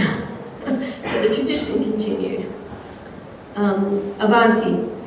The last major sculpture Persico did for the capital was Discovery of America, which eventually was paired by this statue by American artist Horatio Greenough for the other cheek block. As I mentioned, when the East Front was extended in 1958, when that work started, these were placed in storage. The story of these commissions dramatizes the passing of the baton from the Italian-born sculptors to the first generation of American professional sculptors, all of whom studied and maintained studios in Italy. So their Powers, Crawford, and Greenough would all receive congressional commissions. Persico's sculpture shows a conquering Columbus in full military regalia with a cowering, partially nude Native American woman crouching beside him. Despite Buchanan's support, Senators Preston and John and Calhoun insisted that an American artist undertake the companion piece and selected Greenough. Greenough created Rescue, which portrayed a pioneer woodsman restraining an Indian warrior from attacking a recumbent mother and child as an open-jawed dog barked nearby. I'm giving you the short version. The theme here, civilization conquering barbarism as a pretext for Western expansion, was a natural extension of and corollary to the landing of Columbus on the island of Guanahana. Avanti. And I think we'll hear a little bit about this in the next talk, but like his Italian contemporaries, this just shows you the previous commission before the rescue. Greenough also looked to classical antiquity for inspiration. Avanti. And now, okay, Avanti. The next major construction phase was the Capitol extension, which began in the 1850s. Although Thomas U. Walter was the architect of record, Captain Montgomery C. Meigs was superintendent of construction, and he fancied himself a modern-day Medici. The project generated opportunities for a variety of artworks: pedamental sculptures, bronze doors, a statue to crown the new cast iron dome on the exterior, and a mural to adorn its apex on the interior, and numerous corridors and committee rooms, as well as the new House and Senate chambers. Meigs eagerly searched for artists who could provide these architectural enhancements. In addition, stone and bronze ateliers transformed the Capitol grounds. Avanti. Meigs had been thinking about organizing a bronze shop when in April 1855, Federico Casali, a native of Rome and a friend of Constantino Bramidi, with whom he had traveled, approached Meigs, and he asked him, "I'd like to find work as a modeler and or bronze founder." Well, within a few days, Meigs hired him, and that marked the beginning of the Capitol Bronze Shop. Casali was soon casting ornamentation, including the snake door handles that are still in place today on a pair of doors on the east entrance to the House chamber. During his time as foreman of the shop, Casali's most significant works for the Capitol extension were the gallery doors for the new house chamber, which are no longer in situ. Avanti. In addition, on the request of Meggs to document Native American tribal leaders who were visiting the capital to negotiate treaties, and I think my theory, and I think shared by some other scholars, is that he wanted material for Thomas Crawford to use as a reference, because at that time Thomas Crawford was doing the Progress of Civilization pediment for the Senate wing. However, on this request, another Italian in the group, Vincenti, modeled this very sensitive bust of Bishiki. So it was originally carved in marble, and then it was cast in bronze. And not much is known about this particular artist, who really, in the records of the capital, was listed more as an artisan, as someone who was there more for his technical knowledge than for his own sculptural creativity. Avanti. For the capital extension, American sculptor Thomas Crawford received the most commissions for architectural sculpture. Freedom crowning the dome, Progress of Civilization pediment for the Senate wing, and 2 sets of bronze doors, clearly inspired by Ghiberti's doors for the Florentine baptistry. Avanti. Eventually, these were joined by a 3rd set of doors, which we saw earlier, the Columbus doors, for the east front entrance to the rotunda. Avanti. During the period of the capital extension, the influence of Pompeian murals and Italian Renaissance and Baroque art can best be seen in the numerous murals either designed or executed by Constantino Brumidi for this ambitious sculptural construction project. Brumidi was known as the artist of the capital and later called the Michelangelo of the capital. He was steeped in classical and Renaissance art during all the years that he lived and studied in Rome. And I certainly understand what that means, having been here now for the last 4 or 5 days, so I feel sometimes I'm channeling Brumidi. He brought to the U.S. Capitol an extensive repertoire of images and techniques, including experience painting in true fresco, which he learned working on projects in the Vatican and the Village Bologna. He was an impressively facile painter who understood how to integrate murals into a variety of architectural contexts. Avanti. He was also a competent project director, ably supervising teams of international artists for many of the mural cycles he devised. And I mean, they must have been speaking German, French, Italian. I mean, it was huge groups of people that Brumidi took charge of. He was also, and he was such a competent project director, but I think he had some other personality traits that made him very successful. He was really amiable. Everything I've read about him, he was very likable, very friendly, sort of jolly, always smiling. But he was also politically astute. That is key. And he was able to work well with both the supervising engineer on the capital extension, who was Montgomery Meggs, and the architect of record, Thomas Walter. And the two of them actually hated each other. So here's Brumidi caught in the middle of these kind of warring egos. That couldn't have been fun for him. And he also managed to work very well with various politicians over the course of his long career in Washington, D.C. So you can imagine how many members of Congress came and went while Brumidi was there for those 25 years, and during extremely difficult years because he's painting during, the Civil War. Avanti. Born in 1805, Brumidi was a mid-career artist when he arrived in the United States in 1852, a political refugee who had been unfairly accused of crimes during the Republican Revolution in Italy. So not only did he have the artistic skills needed for the decoration of the Capitol, he was ideologically committed to the experiment of American democracy, and he became a naturalized citizen in 1857. And you can see there's a reference to it in the way that he signed this image, which is now in the new, on the house side, it's the members' dining area, but it had actually been installed in the old hall, in the new House of Representatives chamber. So Brumidi's experience is in contrast to the Italian artists who preceded him, who came to America to advance their careers, but did not intend to permanently stay in the United States. Next slide, Avanti. Of course, we had a great view of all of Brumidi's inspiration today.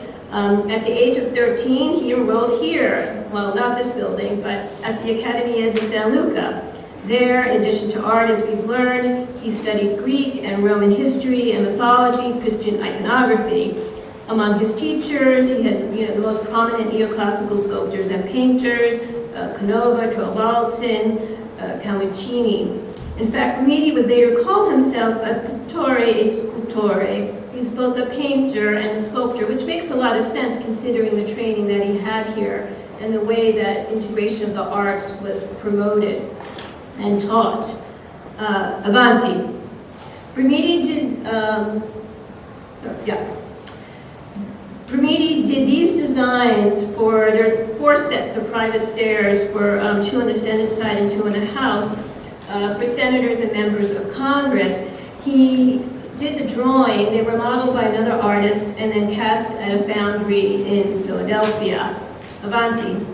Through Moschini, his painting teacher here at the Accademia, Romiti undoubtedly learned about the work of Raphael, Nicolas Poussin, and contemporary French neoclassicist Jacques-Louis David. His mentor also provided access to the Vatican, where Romiti was able to study the frescoes of Michelangelo and Raphael, and worked between 1840 and 1842 on the restoration of the 3rd loggia of the Vatican Palace. Avanti. As curator emerita Barbara Lannon has demonstrated, Romiti really should be called the Raphael of the capital. For the high Renaissance painter so admired by Romiti's teacher was also Romiti's greatest inspiration. Raphael's imprint on his designs for the capital is striking. And it also coincided with Meg's vision, because apparently Meg's, who never traveled to Europe, had seen reproductions of Raphael's loggia. And there, along comes Romiti, and it was like 2 like minds met, and it was sort of the perfect collaboration. The design layout of the ceiling mural of the President's Room mirrors the ceiling of Raphael's Stanza della Senatora in the Vatican. Avanti. I love that we saw a copy of this. Romiti's Venus in the scene of what's called Marine and the apotheosis of George Washington, we saw that mural earlier, was obviously based on Raphael. Avanti. Raphael's Madonnas and allegorical figures inspired many of Romiti's. And here you can sort of see that evolution. Romiti patterned the entire first floor Senate quarter designs on Raphael's loggia in the Vatican, Avanti. And his cherubs found in many of the Capitol murals recall both Raphael and Pompey, Avanti.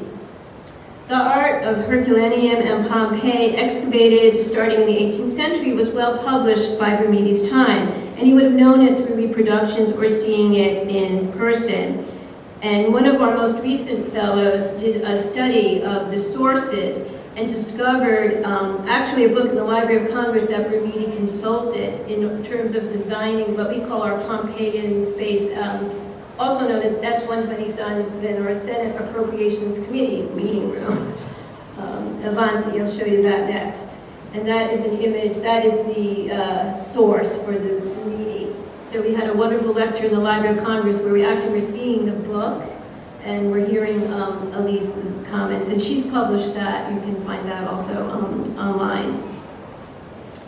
In addition to painting and design skills, Romiti was a master of true fresco, the very medium Meg's envisioned for the walls of the Capitol extension.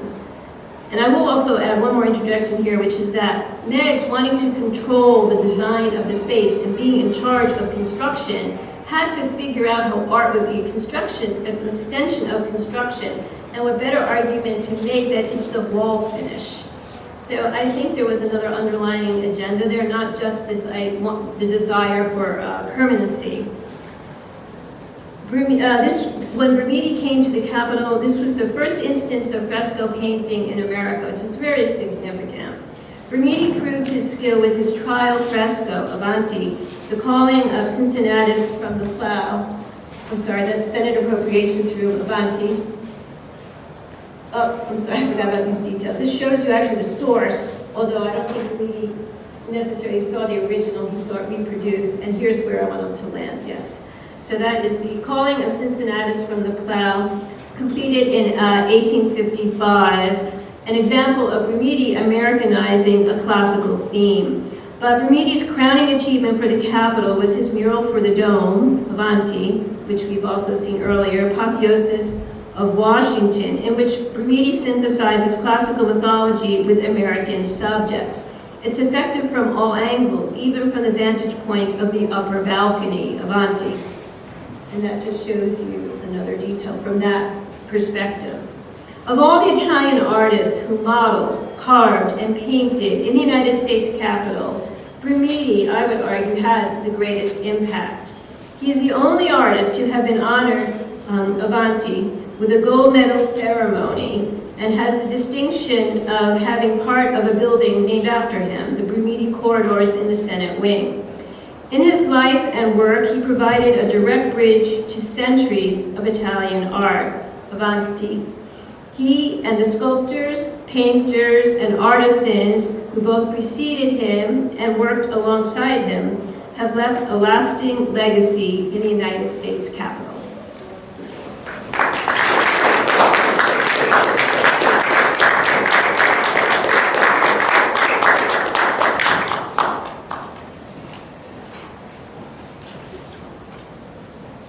Grazie Michelle, bellissimo, è stato proprio un tour nel Capitolio di Washington.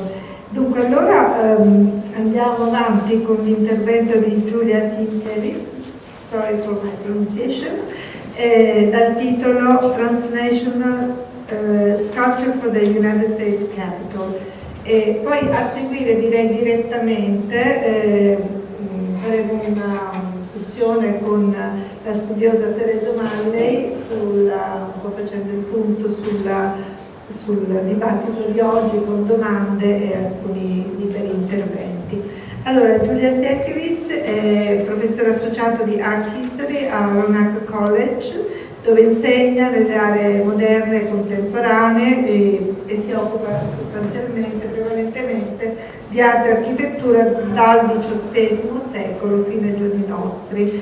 La sua principale area di studio è l'arte, sono l'arte e l'architettura degli Stati Uniti dal 1790 al 1850 circa, e un'altra area diciamo, di interesse riguarda l'arte britannica dello stesso periodo, molto concentrata soprattutto a studiare le intersezioni tra arte, architettura e storia del paesaggio. Il suo lavoro si confronta spesso con il transatlanticismo e la teoria estetica del XIX e XIX secolo, e anche naturalmente a questi temi si lega un altro forte interesse che è la ricezione classica e la sua influenza sull'arte e l'architettura di questi secoli. Quindi prego Giulia, e appunto vi ho detto il titolo Transnational Sculpture for the United States.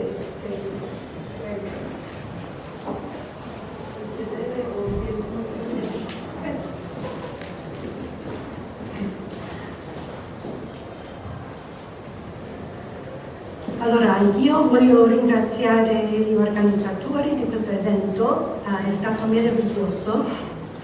Lo so che sono l'ultima, grazie a voi per stare ancora qua.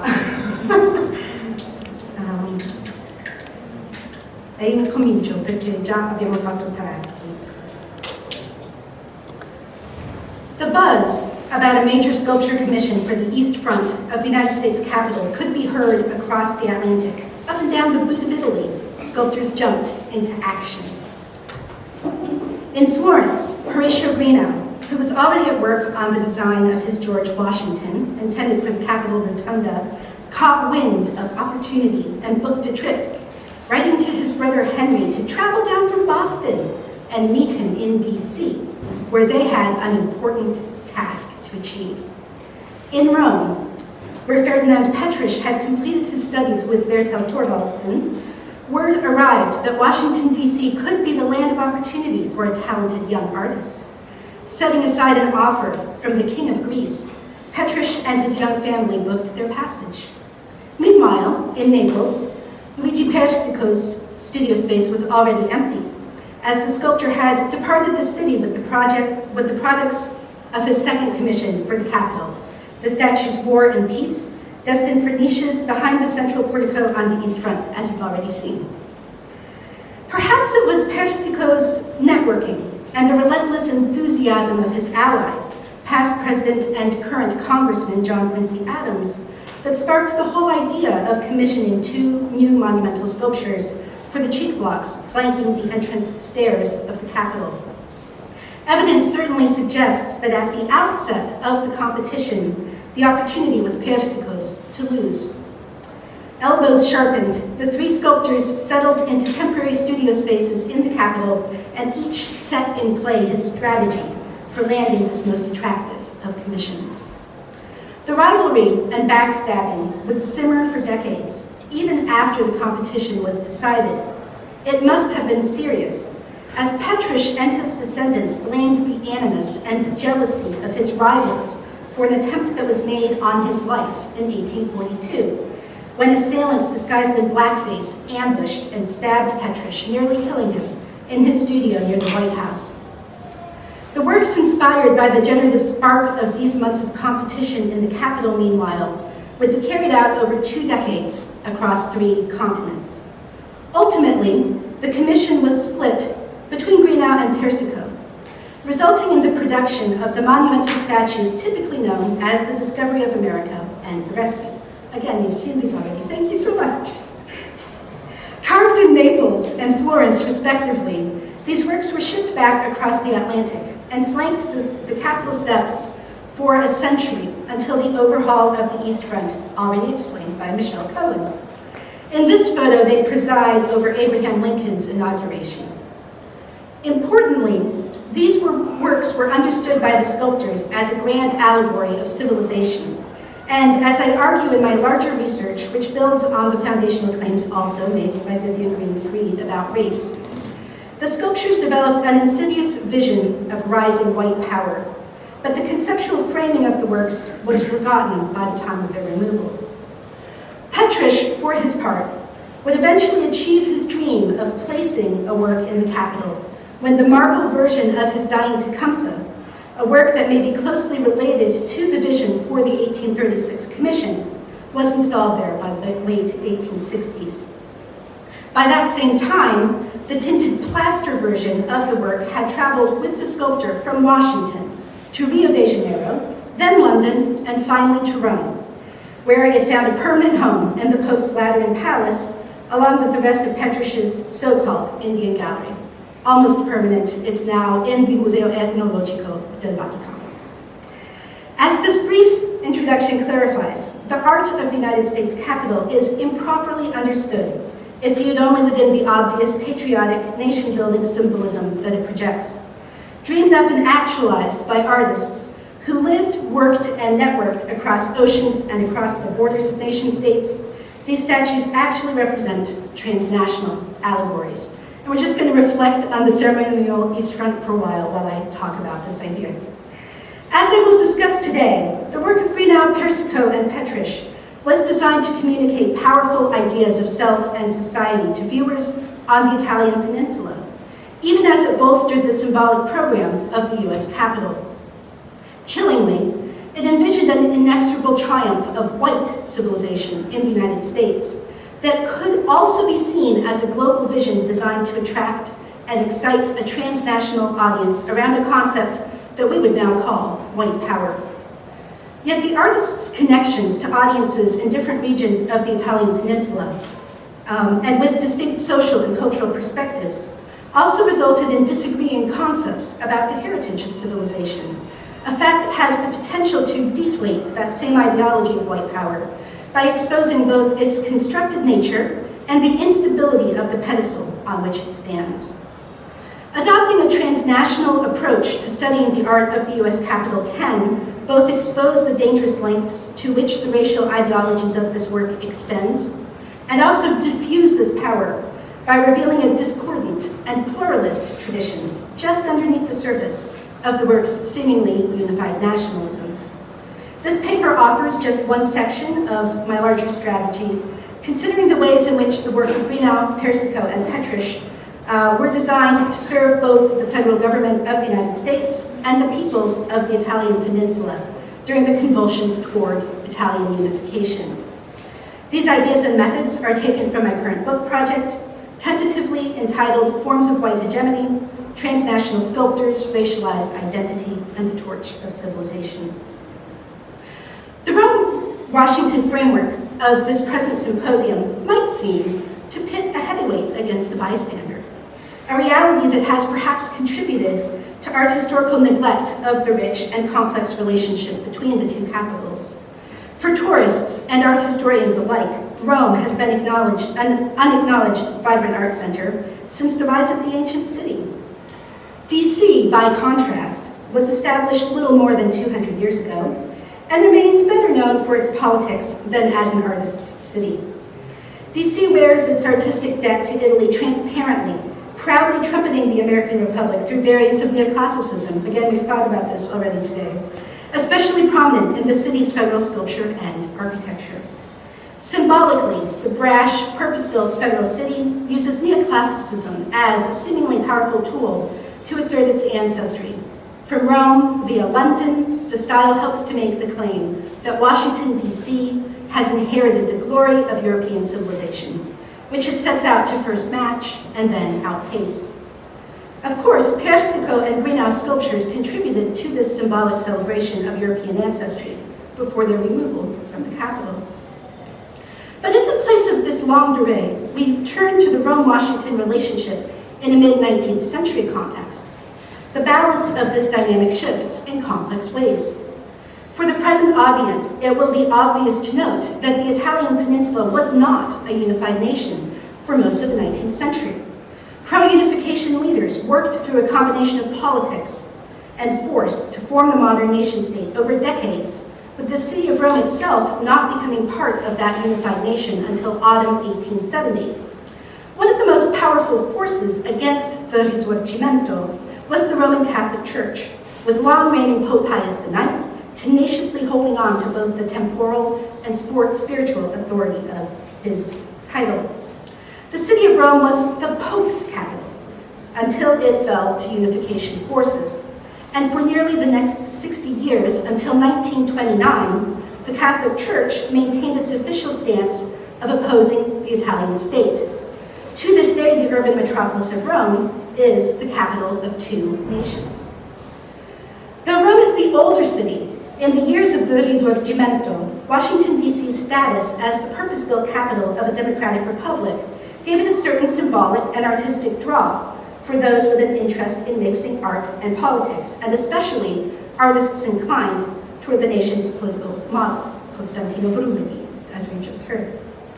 Of course, as the Italian peninsula endured the struggle of pro- and counter-unification forces, mounting sectionalism divided the United States, with xenophobia and nativism also rising across the same years. Italian unification and American Civil War would ultimately play out on a similar timeline, and scholars have only begun to think about the many levels on which these distinct contemporary historical events led to intertwined histories and legacies.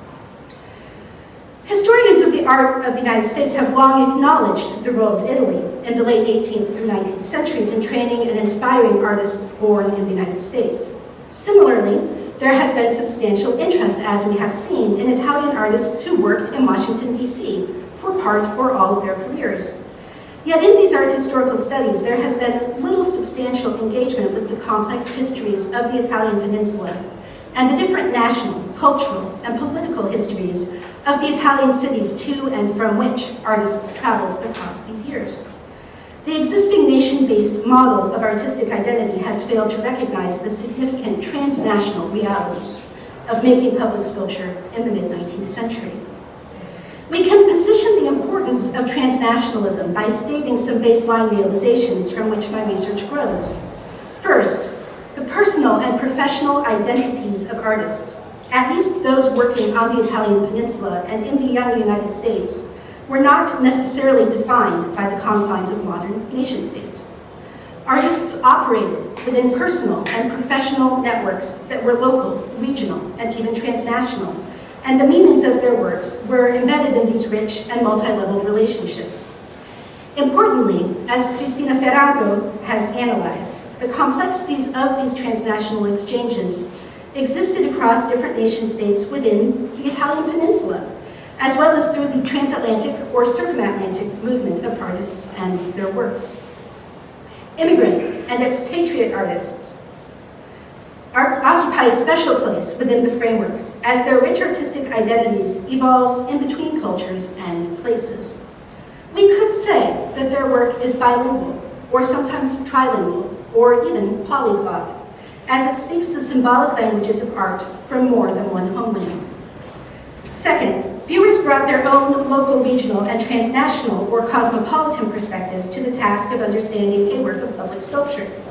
As different communities of viewers regarded the work, or as the works were moved from one site of viewing to another, their symbolism shifted. A reality that changes our monolithic understanding of the making and meaning of public art, especially pieces intended for a national context. Third, ideas of racial identity and genetic ancestry were shifting dramatically across the decades on which my present research is concerned. And these ideas could bring people together or separate them, independent of the socio-political frameworks of the nations in which they lived. In short, artists and objects in motion across and between nation-state boundaries created a fluid culture of meaning in which even federal art commissions were transatlantic and transnational endeavors. In the case of public art, the works appear to be so based on sweeping symbolic allegories that their multivalent context is really easily forgotten. Such amnesia is unfortunate, as through it we lose much of the rich ambiguity of history and the rancorous polyglot context of the works. At first, I was astonished to discover a rich transnational history for sculpture designed for the East Front of the United States Capitol, and to realize that certain works could be understood to be as much about Italianità as they were about Americanness.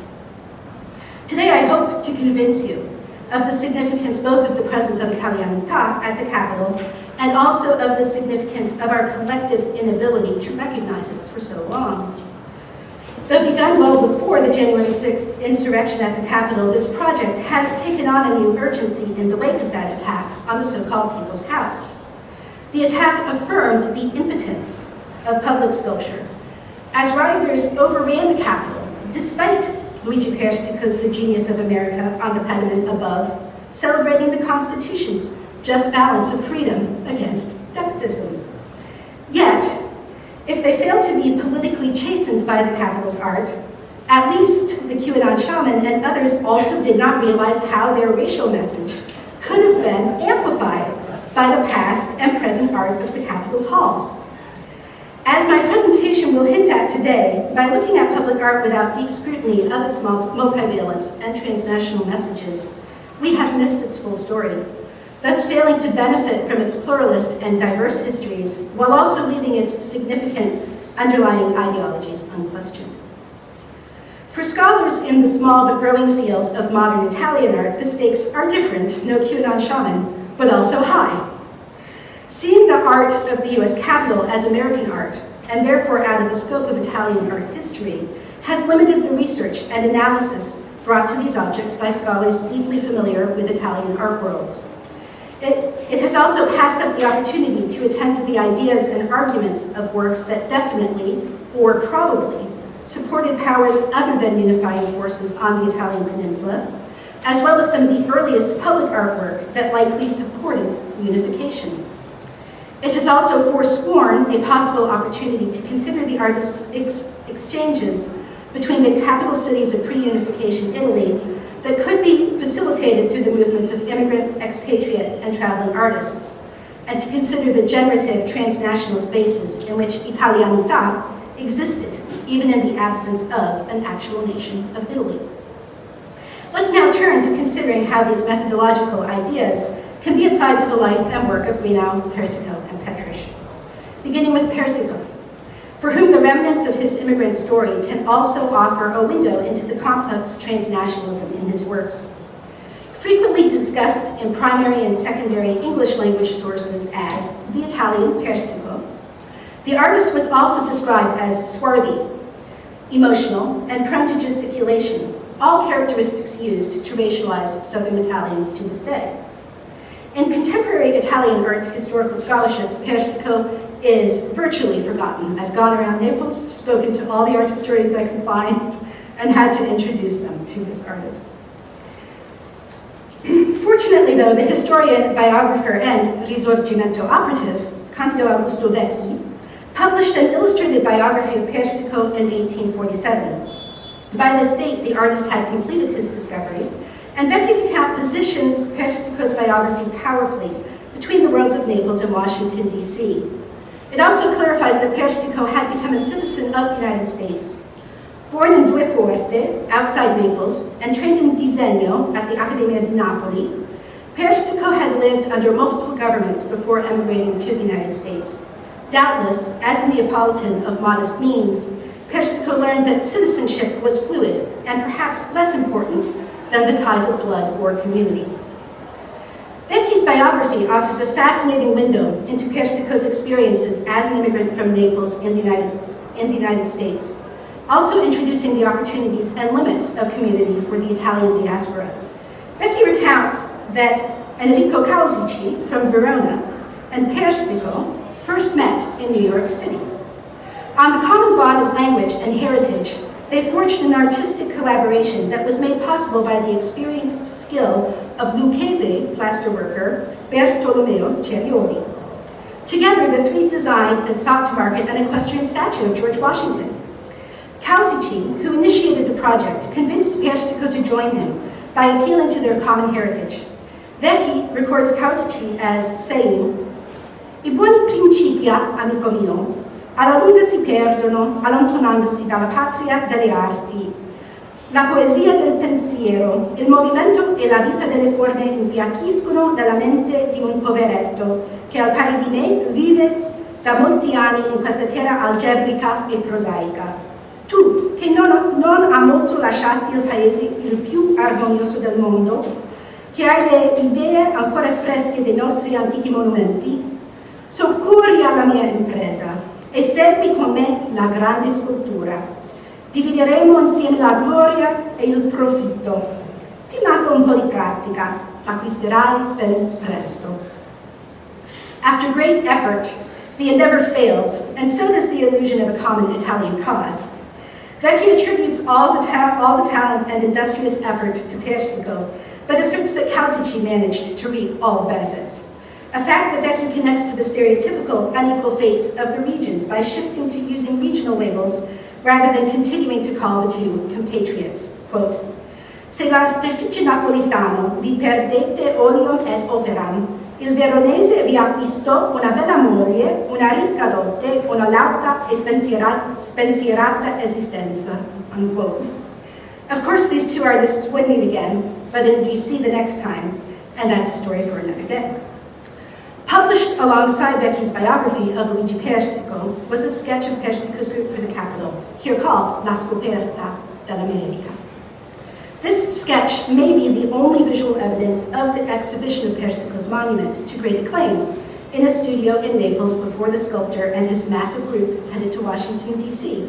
for its installation at the Capitol. If we place the published sketch next to a photograph of the statue taken from a similar angle, we can see that the sketch is relatively dutiful and thorough in its rendering of Columbus, but inaccurate in its awkward presentation of the figure of America. The odd relative position of the figures may reflect an idea corroborated by Neapolitan sources, which refer to this as a pair of statues. And the artist of this sketch may have combined the two figures onto a single base while viewing them at a distance from one another in Persico's studio. Although I have so far not identified the location at which Persico exhibited the group in Naples, there is ample evidence that the statue had a significant impact on its audience there. To date, I have found 3 poems, 1 Latin epigraph, and a lengthy essay of art criticism devoted to the work and written during its exhibition in Naples in 1843. The responses to Persico's work were consistent. Though the US audience would herald the representation of Columbus as an origin point for American civilization, viewers on the Italian peninsula focused on the Italian heritage of the subject and its artist. Alessandro Poerio, important poet of the Risorgimento, studied the figures of America and Columbus, detecting through them both the Italian spirit and the distinctive hand of an Italian sculptor, writing, quote, "Qui l'italico ardire trovator di novella mondo e ritratto, e non potea scolpire che l'italo scarpello." Perhaps even more interesting are the stanzas of Enrico Poerio, written in April 1843 and published a month later. Again referring to Persico's work as two statues, Enrico attributes the creation of the pieces to a patriotic Italian spirit, commenting that the sculptor undertook the project, quote, "allor che d'amor patrio," avanti per favore, "allor che d'amor patrio ti riboliva il petto." The poet continues, describing the transnational nature of the sculpture in powerful terms, referring to the work as, quote, "questo doppio simbolo, l'America nascente e il genio dell'Italia che alla vita la chiamò," unquote. The poem draws to a close with a lament that such a significant representation of Italian patriotism was made for a distant foreign government, quote, "piangesti ai, sì che un animo che ebbe in Italia vita avesse opera sì nobile, non già per lei compita, ma fosse stretta a imprenderla per un strano re," unquote. Due to lack of archival records, we simply cannot know the degree to which Persico actively sought the expression of such Italian patriotic sentiments about his works, but the free circulation of a number of such statements in the press suggests he at least passively welcomed the perspective of those viewers in Naples who studied the sculpture and saw Italianità alongside Americanness. Once installed at the capital, the allegorical role of Persico's work was to represent the origin point of civilization, growing from the entrepreneurial spark of Columbus, the Italian Renaissance man. Celebrating the domination of this civilizing force over the cowering figure of America, the work used both race and gender to codify values. But as its reception in Naples suggests, the piece also celebrated the Italian people and their generative role in the spark of Western civilization. Those xenophobic American viewers were unlikely to see it as such. After installing this work at the capital, Persico gave up on his second home, returning to Naples on a permanent basis.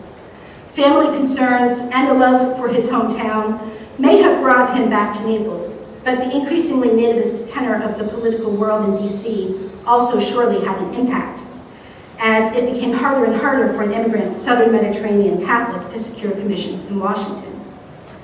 Horatio Greenough, though born in the United States, was an expatriate artist whose entire professional career was built on artistic training and networks from within the Italian peninsula, even though he maintained deep intellectual and political connections in the young United States.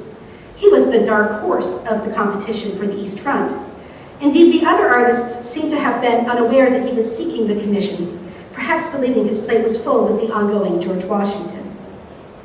Yet as congressmen debated the commission and the artist to solicit for the work, strident voices, as we've heard, expressed that a native-born artist would be best.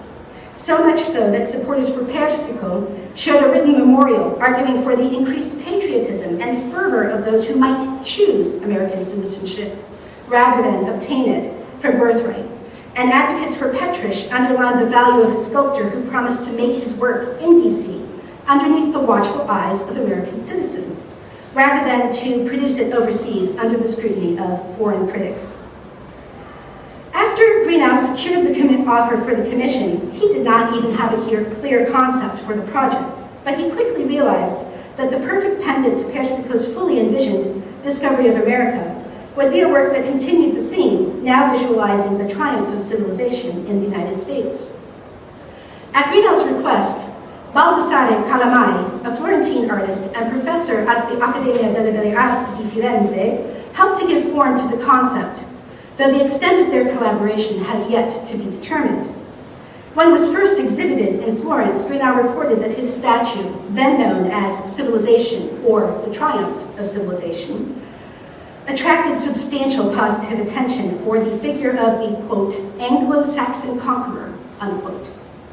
Although the other subject matter elements of the work create a natural association with frontier and captivity narratives, the heroic male figure does not project as a Daniel Boone or another frontier type, and the Anglo-Saxon comment suggests a different, racially charged understanding for the work.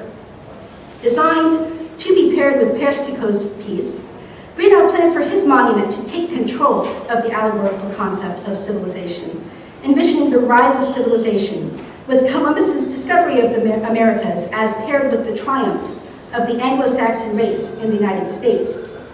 To convey its ideas of race, the work represented the white male figure as so domineering and powerful that the Native American man collapses at the conqueror's touch. The work embodies ideas of white power and the inevitable extinction, paired with permissible acts of genocide of all non-white races. While the Native American figure is represented here as part of the allegorical concept of white dominance triumphing in America, the ideology of the monument was equally anti-Mexican and anti-Black.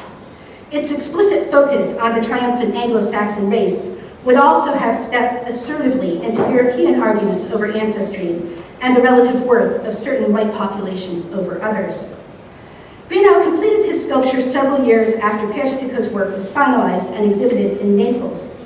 Ultimately, Greenough's monument would take its place on the Capitol facade almost a decade after Persico's work was installed.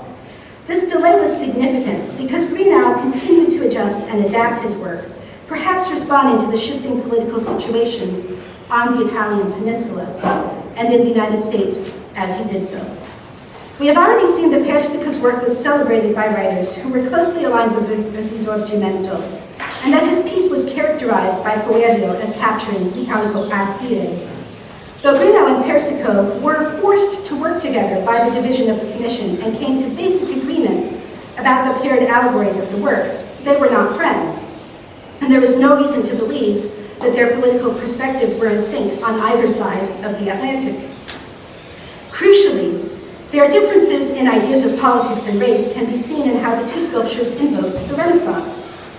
Persico sought to represent Columbus with historical precision, claiming the spark of civilization for Italian heritage. Given Columbus's service to Spain on his travels and the Spanish ancestry of the Bourbon family who ruled the Kingdom of Two Sicilies, Persico's work could be understood as celebrating a South Italian perspective on the Renaissance. In terms of race, though Columbus himself was from the north of Italy, the Spain-Italy alliance could support the proud ancestry of the so-called Mediterranean or Latin peoples, two racial terms that were popular in the time, with the latter category also conveniently embracing the French. Greenough's work, by contrast, seems designed to celebrate and uplift a Tuscan, even specifically a Florentine, concept of Italian ancestry, perhaps closely aligned with Austria through the Anglo-Saxon figure. From the frontal view, by which the statue is best known, this aspect of the work is only visible in the hat and robes of the conqueror, which clarify that he is not a frontiersman, but rather a Renaissance man. His is the powerful rise of civilization building from Renaissance Florence and growing forcefully to its apex in America. Seen from the side, the dynamic moving lines of the work and its spiraling composition would have been more apparent. The composition may have borrowed from local sculptures, including John Bologna's Hercules and Nessus, which has some similar use of stacked figures and diagonal lines. But perhaps most transparent in its tie to Florence is the dog that Greenough added to the statue in his last phase of work. In frontal photographs of the monument, the dog has always appeared awkward and incongruous to me. Fortunately, this element of the statue survives, and when I had the opportunity to view it in person, I immediately recognized the resemblance of the dog's distinctive pose and shaggy mane to the renowned Etruscan chimera, already on display in Florence during Greenough's lifetime. Indeed, it was this realization that first sent me back to consider the importance of Florence and Italy, as the resemblance could simply not be accidental. Could Greenough here be celebrating the pre-Roman peoples of Italy and the surviving remnants of their civilization in Tuscany? Installed together, flanking the steps of the Capitol, these statues were understood to celebrate the young nation's role, avanti per favore, building a dominant civilization, one that the sculptors may have collaborated to present as both the historical apex of civilization and as a globally dominant force. Yet the works also disagreed on fundamental points of race, uplifting different understandings of European ancestry and power, a fact that when rediscovered and critically analyzed punctures the unified and powerful image of white power that they might otherwise present. And this differing understanding of history and power can only be gleaned through the Italian heritages represented and celebrated in these works. The Italian Renaissance is dominant, rising, and glorified in both, but the diverse heritage and distinct socio-political trajectories of the peninsula give nuance to the underlying ideology. Overtly representing the rise of American civilization, the two sculptures also state claims to their particular visions for the present and future of Italian civilization, considering the direction of the Risorgimento alongside a long view of their understanding of human ancestry on the Italian peninsula. Although we know that Ferdinand Petrich presented a model for the work that he hoped to create for the capital, no description of that model survives, and even its proposed subject matter is unknown. But by 1869, avanti per favore, the sculptor's marble Dying Tecumseh was on exhibit in the Capitol, where a guidebook by S.W. Wyeth highlighted the audience that it attracted, stating, quote, "Soldiers, particularly, seem to admire this specimen of the chisel. The warrior with the death wound in his forehead is in act of falling, and the last agony is passing over his frame. Colonel Richard M. Johnson, once Vice President of the United States, is said to have given his approval as to the correctness of the details of the work," unquote. Much less precise about the artist than the politics, Wyeth attributed the sculpture to an Italian artist. His statement makes clear that the political public in Washington viewed the work as supporting their heroic ideas about white American civilization at the expense of the renowned indigenous leader whose violent death could be used to bolster the heroic reputation of specific politicians. On the opposite side of the Atlantic, in the Sala del Concilio of the Pope's Lateran Gallery, the sculptor's tinted plaster version of Tecumseh, along with more than 30 additional works, had been placed on permanent exhibition in 1859. Begun in Washington, D.C. by 1837 and completed in Brazil around 1857, Petrich's Indian Gallery found its permanent home in Rome, in the space that served as the real and symbolic site of the Pope's temporal or earthly rule. While Petrich's works were originally created in an American context aligned with the so-called treaty negotiations between the United States government and Western tribal groups, in Rome these works were easily positioned within contemporary regional politics. With Pope Pius IX and his allies in vocal opposition to the unification of Italy, Petrich's works quickly attracted attention for their ability to amplify the position of the Catholic Church. A devout Roman Catholic himself, Petrich certainly supported and encouraged such efforts while opposing Italian unification. On February 21st, 1859, Antonio Bresciani, a prominent Jesuit writer, delivered a lecture at the Pontifical Archaeological Academy. This essay, which was delivered shortly after Petrich's works were installed in the Lateran Gallery, was subsequently published in the journal Civiltà Cattolica. I will share one brief excerpt from this, which speaks to the ideology of these works. Bresciani writes, quote, "La Galleria Lateranense, allogata, avanti per favore, allogata e distesa in quell'aula sublime del Concilio è in vero una raccolta degna della Roma cristiana, la quale ha spinto le sue conquiste tanto oltre i confini della Roma dei Cesari." Bresciani's passage is explicit. The Native American figures are brought to the heart of Christian Rome and to the very feet of the Pope's earthly throne in order to celebrate the spread of Catholic civilization, which Bresciani, Petrich, and Pope Pius IX present as a more benevolent civilization than its secular counterpart. If the United States might enact genocide, the Catholic Church still presents assimilation as an alternative, defying the historical realities of colonialism and the Catholic role in that. Petrich's work serves as a national vision, as a transnational vision of Christian civilization. Although Petrich's original proposed work for the capital may have taken a very different form, the exhibition there of his Dying Tecumseh allows many comparative points of analysis with Persico and Greenough's works. Like the other sculptors, Petrusches celebrated a triumphant Euro-American civilization, even inviting viewers to reinforce their ideas of patriotism and heroism by drawing close to and getting a thrill from the violence toward Tecumseh's body. Bresciani's essay also confirms that this work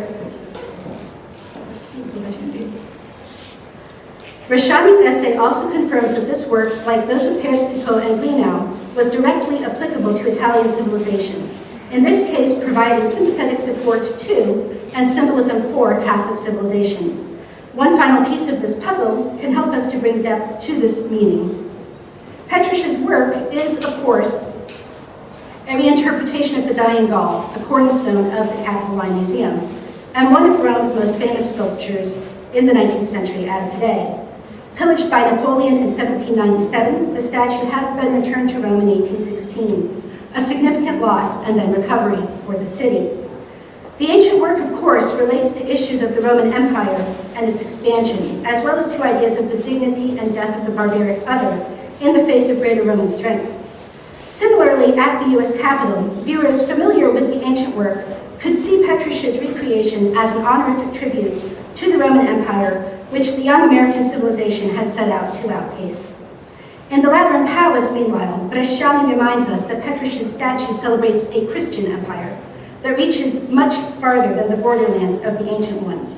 While honoring and remembering the ancient prototype, the statue could flexibly support transnational ideas of modern empire, be it sacred or secular in Italy or America. And I guess I'll skip my final paragraph.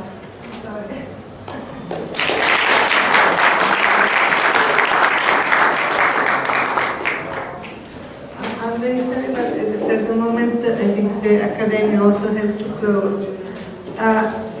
Allora, io direi che in questo momento, dopo questa giornata un po' penalizzata dal traffico, presunti Covid, casi di Covid eccetera, ma è stata registrata, quindi molti per esempio dei colleghi che non sono a Roma seguiranno la registrazione, però chiamerei Teresa Malley, che così gentilmente si è offerta di dare una conclusione aperta con qualche osservazione sulla giornata e eventualmente qualche domanda o qualche curiosità. Quindi la invito molto volentieri al tavolo. Teresa Malley è stata 34 anni impegnata con il mandato come Associates del Center for Advanced Study in the Visual Arts della National Gallery of Art di Washington, e in questa veste, in questo ruolo, ha ideato, organizzato e curato numerosi programmi accademici e pubblici presso il centro e praticamente questi studi hanno un respiro internazionale. Tra i suoi tantissimi, importantissimi contributi alla storia del design del paesaggio e del giardino, cioè il pluripremiato Keywords in American Landscape Design della Yale University Press del 2010 e il suo controllo sul progetto di ricerca digitale History of Early American Landscape and Design, che è una importantissima risorsa digitale che è appunto della National Gallery. Io lascerei subito la parola a Teresa Malley, ringraziandola molto, e proviamo a chiudere il cerchio. Grazie. Thank you so much. Friends, the evening is upon us, and so I could speak a long time about all I've learned today from a wonderful...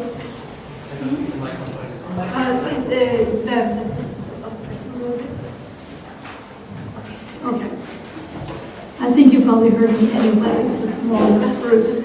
I've learned so much from the papers today, and I took lots of notes, but I'm going to reduce this quite a bit, and I've been asked to make a summary and invite questions.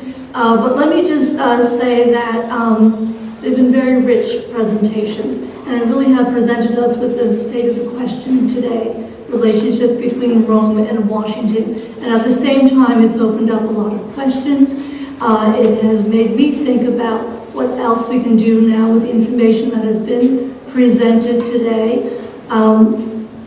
I've written about each one of your papers, but I don't know that we can really go there. But I want to start back at the beginning. of the day when Dr. Wong made her challenge. As far as I could understand, is the first one I could understand. Where do we go from here? And these very difficult questions: what can we do better? How do we redefine who we are, not only as individual historians, but also our institutions, because many of us represent such varied and important institutions. And then also importantly, to whom do we think this work is for? And I think today we've heard this last paper was very powerful to us because of looking at what happened to some people, looking at that sculpture and what was lost, and perhaps what might be gained by more work along those lines. So I'll just say that I was also struck by, John, your comment about Ackerman as a very important figure for us, because he did insist upon a broad contextual research, thinking about those people we're writing about, the experiences they had in places such as Rome and Washington. What was urbanism? What is vernacular architecture in relationship to high art? So these are questions I think that many of them yet to be answered. I have to say, because of my own interest, I work in the history of landscape architecture and garden design, and that is not an area that was covered today. What we looked at was city planning, but we looked at it in terms of models. Of course, that was the charge, wasn't it? Transatlantic models. But there has been a lot of recent work done on the reality of these plans as they are built. John touched upon it when he talked about Venturi's perhaps unsuccessful forays in Washington, although many successful ones as well. I don't mean to just point out that one. But I'm interested in the experience of people on the ground, and that's some work that has been done more recently for Washington by a scholar like Kirk Savage. And he's been able to do this through the 19th century. And this brings up another kind of a challenge, I think, to people who study Washington, D.C. There's always been this great focus on around 1790 when the capital became moved from Philadelphia to Washington, and L'Enfant, Jefferson, we've heard more about that. Then it jumps ahead to the beginning of the 20th century and the new Senate Commission, the McMillan Plan, the triumphal beginning of Washington. So many people who come to Washington think that it looked that way for 200 years, and I can't tell you how many times I say to all our fellows who arrive, and no, it really didn't look like this until about 1970, in fact, when cars were taken off the road, when temporary buildings were removed, when the axis was in fact created and established, when trees were built, or planted, I should say. So that kind of ideal image is very, very persuasive in our understanding of a city like Washington.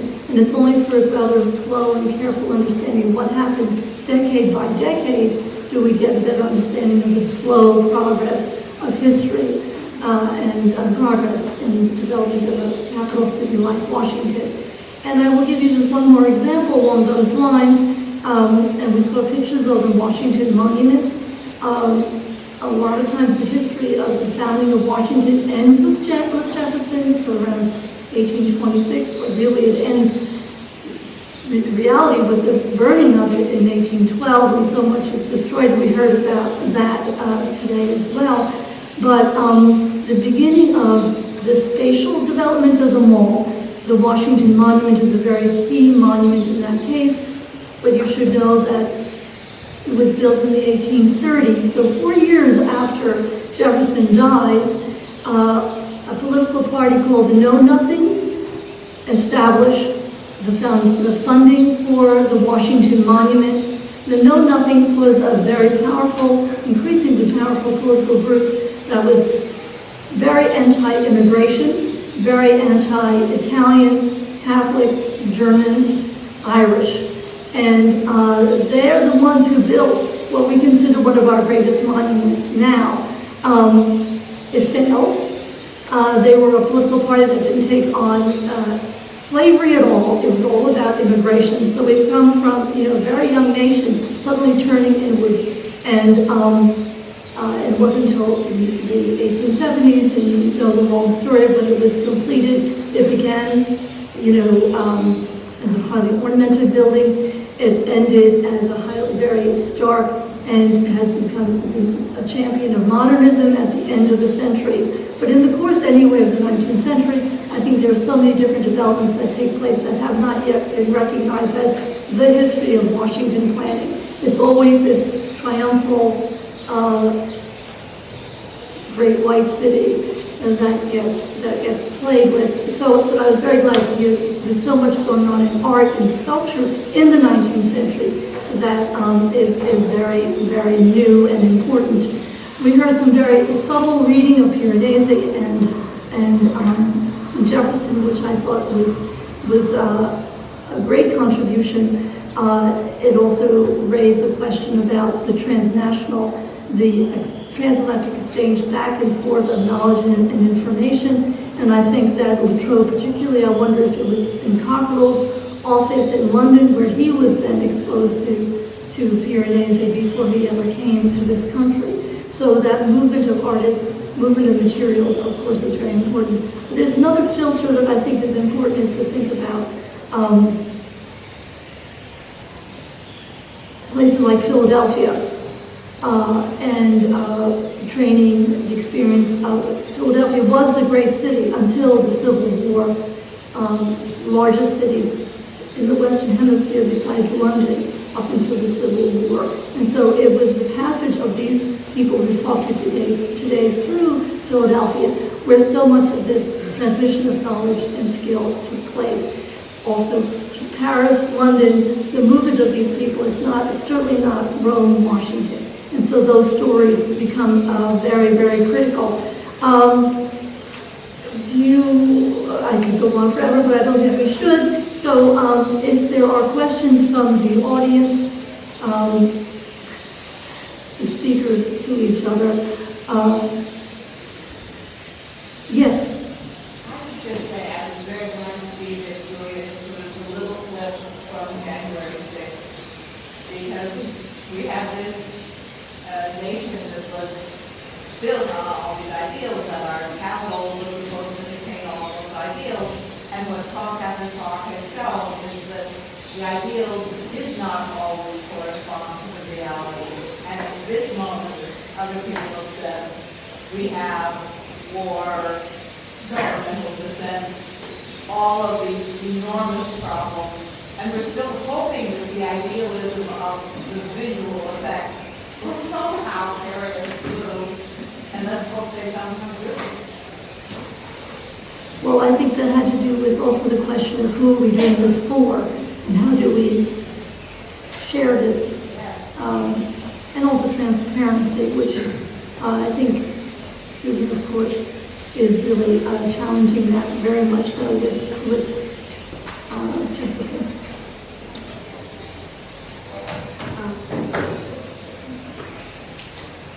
Maybe I was thinking that in italiano, così assegniamo un po', come anche ha sottolineato Stefano Albertini, effettivamente abbiamo parlato tanto di Jefferson oggi inevitabilmente, che negli ultimi anni diciamo da cui aspetti più controversi sono emersi soprattutto negli ultimi anni.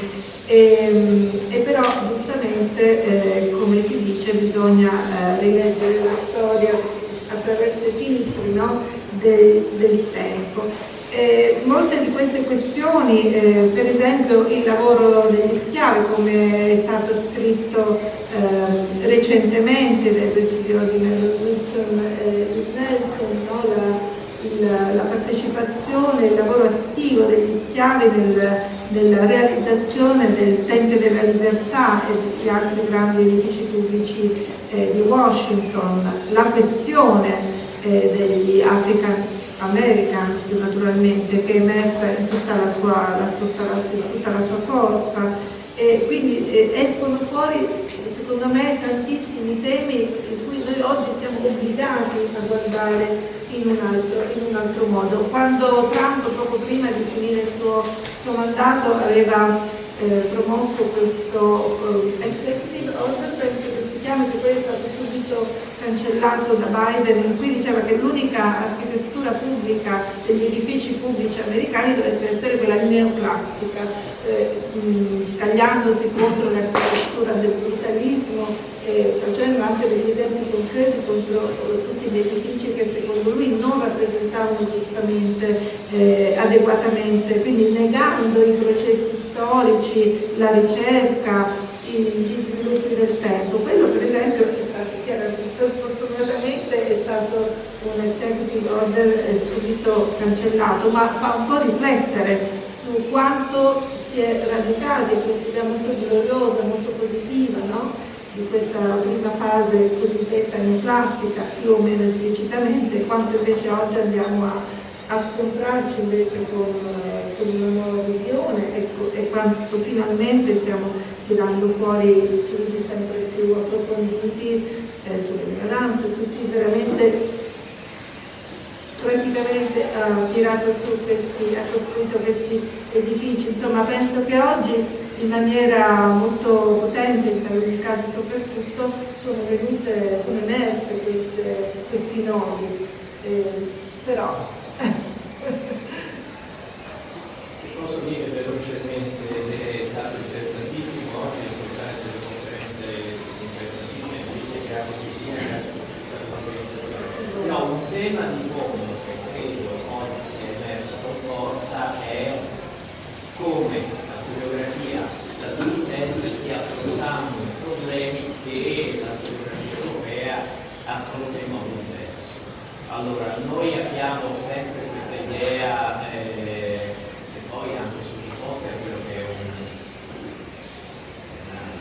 forza, un potere della fotografia anglosassone, anglofona, statunitense, naturalmente impone i suoi modelli, perché domina le forme di comunicazione, domina internet, domina le pubblicazioni, le riviste, eccetera, e quindi c'è una sorta, non voglio esagerare, ma una sorta di colonialismo anglosassone nei confronti della fotografia europea. E questo mi fa temere che non possiamo applicare alcune frame of mind anglosassoni alla realtà dell'Europa di antico regime, che in realtà ha una vicenda e delle situazioni completamente. Oggi mi è sembrato tutto molto appropriato, molto delicato, e assistiamo alle volte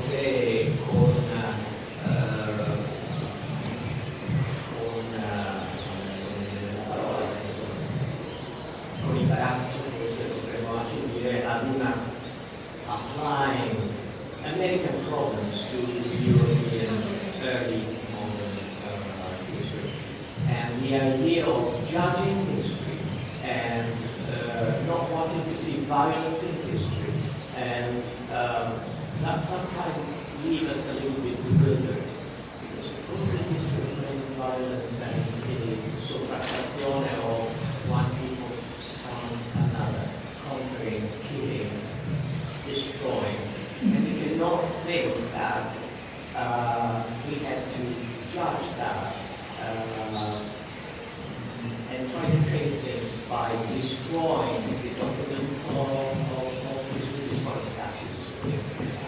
That doesn't really apply to what we think modern approach to history should be. One, we are looking back to see what happens sometimes and how sometimes we want to rewrite history,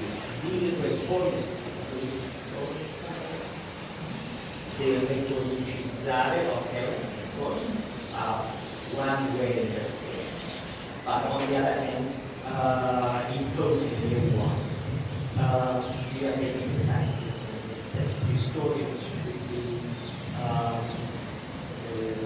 as today you see, historians analyze, historians should touch.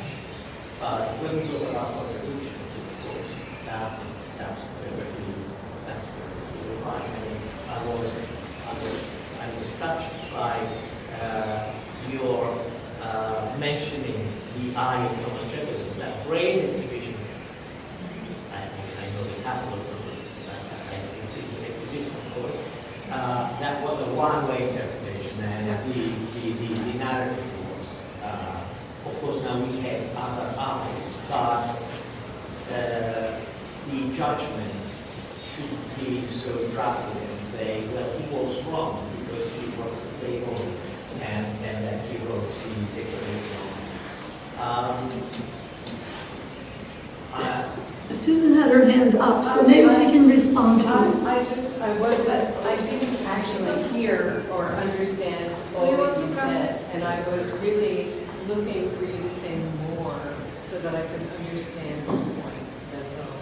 Well, sorry, it's not so easy. Please try. Speaking. But anyway, I think that what, for me, the lesson of today is this great encounter with American colleagues and see how we deal with the same problems with different sensitivities. And I like it very much, how it's stimulating.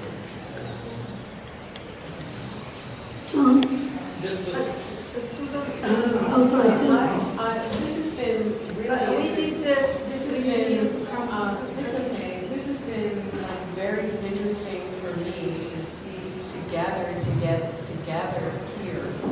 And I think that I have a question for Cristina and her cohorts who will be putting the exhibition together, which is how will you contextualize this material in light of the existing scholarship and the emerging scholarship? And it's those conversations, I think, that are the really interesting ones. And I, Mario, did not want to in any way suggest that I want to throw out the old at all. I'm for advocating really multiple perspectives and many different points of view that will yield us, I hope, greater understanding than we've been able to achieve thus far. So I'm very excited to have John Pinto and you and Michelle and Julia doing such, and Peter, you two doing such interesting work that I think will resonate in the future. So thank you for including us and for, I hope, influencing how you approach this relationship. Absolutely. John, no, prego. Well, just to say, with this general direction that our conversation is going in, I think there's another aspect of this, and that is, at its best, the fashioning of a national capital can provide a setting, can provide a stage, if you will, that is rich enough and flexible enough to respond to changing concerns. And I think of the time, for example, when Marian Anderson was refused by the Daughters of the American Revolution the ability to speak in Constitution Hall, one of the Pope's buildings. Eleanor Roosevelt saw to it that she was able to sing rather, in front of the Lincoln Memorial. These structures and the sculptures that adorn them can be flexible enough to provide these kinds of settings, and we don't have to remind ourselves of what happened sometime later with the March on Washington and Charles Lincoln Memorial. These are spaces that are redefined, I would argue, performatively by generation after generation. And the trick, if you will, is to provide settings that are, or that do provide this kind of flexibility. Susan, you brought up a wonderful quote by John Adams about, as at the very end of your talk, about it's kind of a luxury to do this, you know. And this is an old, very American argument that happens. The mall actually is a battleground for this puritanical kind of understanding of fine arts. And why not do something more functional, build a bridge, build a school, that kind of thing happens from the very beginning. How to use this public space? How do you represent this new American government? It's also has to do with the battle of state rights versus civil rights. And these things go back and forth. And later on it becomes modernism versus neoclassicism, which goes back to what you just said about Trump. And Biden's, proclamation that public art had to be neoclassical. So the mall serves as kind of this battleground for all these issues that come back and forth over time. Yeah. I think that you can certainly make the case that it's John Adams reacting to luxury, which he does at earlier points. But actually at this point, I think that he's seeing art, American art, like the story of the nation, in the same way that he sees European art as being propaganda. And he's speaking out against this propaganda because I think he senses how it can be manipulated. And his despair is that out of the propaganda of it, I think. But also because he's worried for his nation. It's 1817, and he's well aware of the fracture that exists. And his despair, I think, comes from that.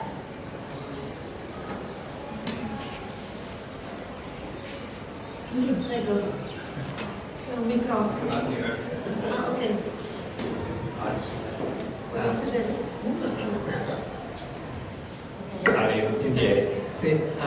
I was struck today by the ways in which the histories of the Accademia di San Luca are just as politicized and just as tied to history as all of the intersections with the United States. And I think Julia's paper was a really beautiful closing parentheses to that dialogue that opened up from the very beginning. So my point is, what is our archive? What are we using as our archive? Who has access to it? And what voices are being allowed to speak? And so I think I'm getting a sense from this group that as rich as we can make all of those things, the availability of archival materials, the objects that we'd like to study, and the people whom we study and who are allowed to use that material and have their voices heard, I think is something that we would all hope is part of this larger project of Roma-Washington.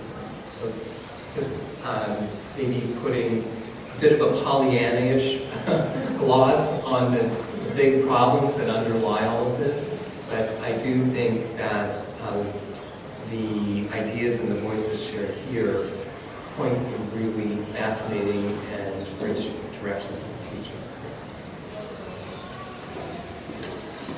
Somebody, I want to say that I'm very happy here. No, because it's evident that there is a need to study more and to come up with new construction of parts of this development, to see from different points of view, because now our time, and that's why I know Professor Moschini this morning told me that we should have canceled the parenthesis 19th century in the title, but it meant that because we are continuing the tradition of the Rome-Paris, Rome-London, and we wanted just to focus on the starting point, but then already with Pinto and with Professor Pinto paper and many other, Julia Sienkiewicz, sorry, and other, they have arrived to our days. And I think that there are so many themes, and today's study days, the purpose of this was just exactly this one, to try to understand in which direction we can go. And I think that many issues that we haven't at all touched today should become part of the, there is a session that for sure we were thinking of, the history of the work in the construction sites, and to see the parallel with here and the United States with the issue of slaves, which is absolutely important, you know? And also because the slaves that were building, they were living in horrible conditions, but in some cases, at least, they were gaining potentiality, they were learning profession, they were free, and they could also autonomously work and be paid, which doesn't mean we want to accept what happened with the slave history, but we have to look at how the skills of construction were developing thanks to that. And I think so it's a question of, and then as an architect, I like to see, for instance, the recurrence of the models. So in how many ways and how many times the Pantheon model has been used, and which Pantheon? Professor Pinto was suggesting the Pantheon depicted in the 4 books by Andrea Palladio, or the Pantheon by Piranesi. And was the Pantheon that stands very clearly, described on the plays of Palladio, which are so uniform and clear, the same condition of light, etc., or the more dramatic representation of the Pantheon by Piranesi in the city, so not only the buildings. So, this is just one of the very many things that not to talk about the city. I would think that maybe one possibly interesting point aspect would be to see the parallels of the parallel between Rome and Washington and City of Waters. Because when I went City of Water, I mean the influence of the water, because when I went to this beautiful collection in Washington, in the Department of Maps, and it was great. There were these huge drawings with all the course of water, and then I was thinking about Rome, Milan, about the influence that water has had in the development of the city and the architecture of the city. So this was something that I was going to ask you. And so I think there is a lot to do, and I'm happy that this day is demonstrating this, and we cannot longer wait to do it. And of course, we are not the first one to think about these things, but to think together, to put things together, and to build not comprehensive, it's impossible, it's not also the most interesting, but like an overview of what was happening really between the two cities, how they were talking to each other. I think it will be very important, especially nowadays. So, Teresa, you want to give a conclusion, please? I thought you just did. No, I was just thinking of it. Say more. Say more. Say more. Well, I want to say that I think what you just asked about water, I think that, yes, this is critical, and that's why the whole landscape issue, which we haven't really talked about, is absolutely important and different. I think we have to think about Rome, Washington, the differences, not just the similarities, not just the influences, the parallels. And I don't mean parallels I mean, going in two separate streams. There's another water metaphor. But because there are things that are very different and they are not the same. The profession of landscape architecture, for example, its history is developing very rapidly in the 19th century in America. I know a little bit only through the work of people like Sonia Dupont and Franco Panzini have published about landscape in Rome. And my understanding is that as a profession and as a system of education specifically, they have different paths. So that means those people who are involved with what happens in Washington have very different professional backgrounds in the different countries. What does that mean in terms of what they do and what happens? When does the American Academy in Rome allow landscape architecture? We heard about architecture, right? It was Pope, right? And that was 1907. Yeah, landscape comes in early. Yeah. That early, because, yeah. Well, I can't put a precise date on it, but certainly by the 20s, there are fellows who are out there measuring and doing renderings and close studies of the time Earth. And they're also, in their major projects, they're introducing significant landscape elements. That much I can say. I think the first fellowship devoted to Mr. Duncan only is post-war. World War I, World War II, because I think in 1937 in Rome there is a specific declaration about the historic preservation of gardens that makes it part of the whole historic patrimony that hadn't been there before, so that precedes that. Anyway, this is not a summation of the tangent, I'm sorry. But you can see that we can go on in a lot of directions, and I hope that this will continue in some format. Yes, we will hopefully, and also thanks to this we will go on. Thank you.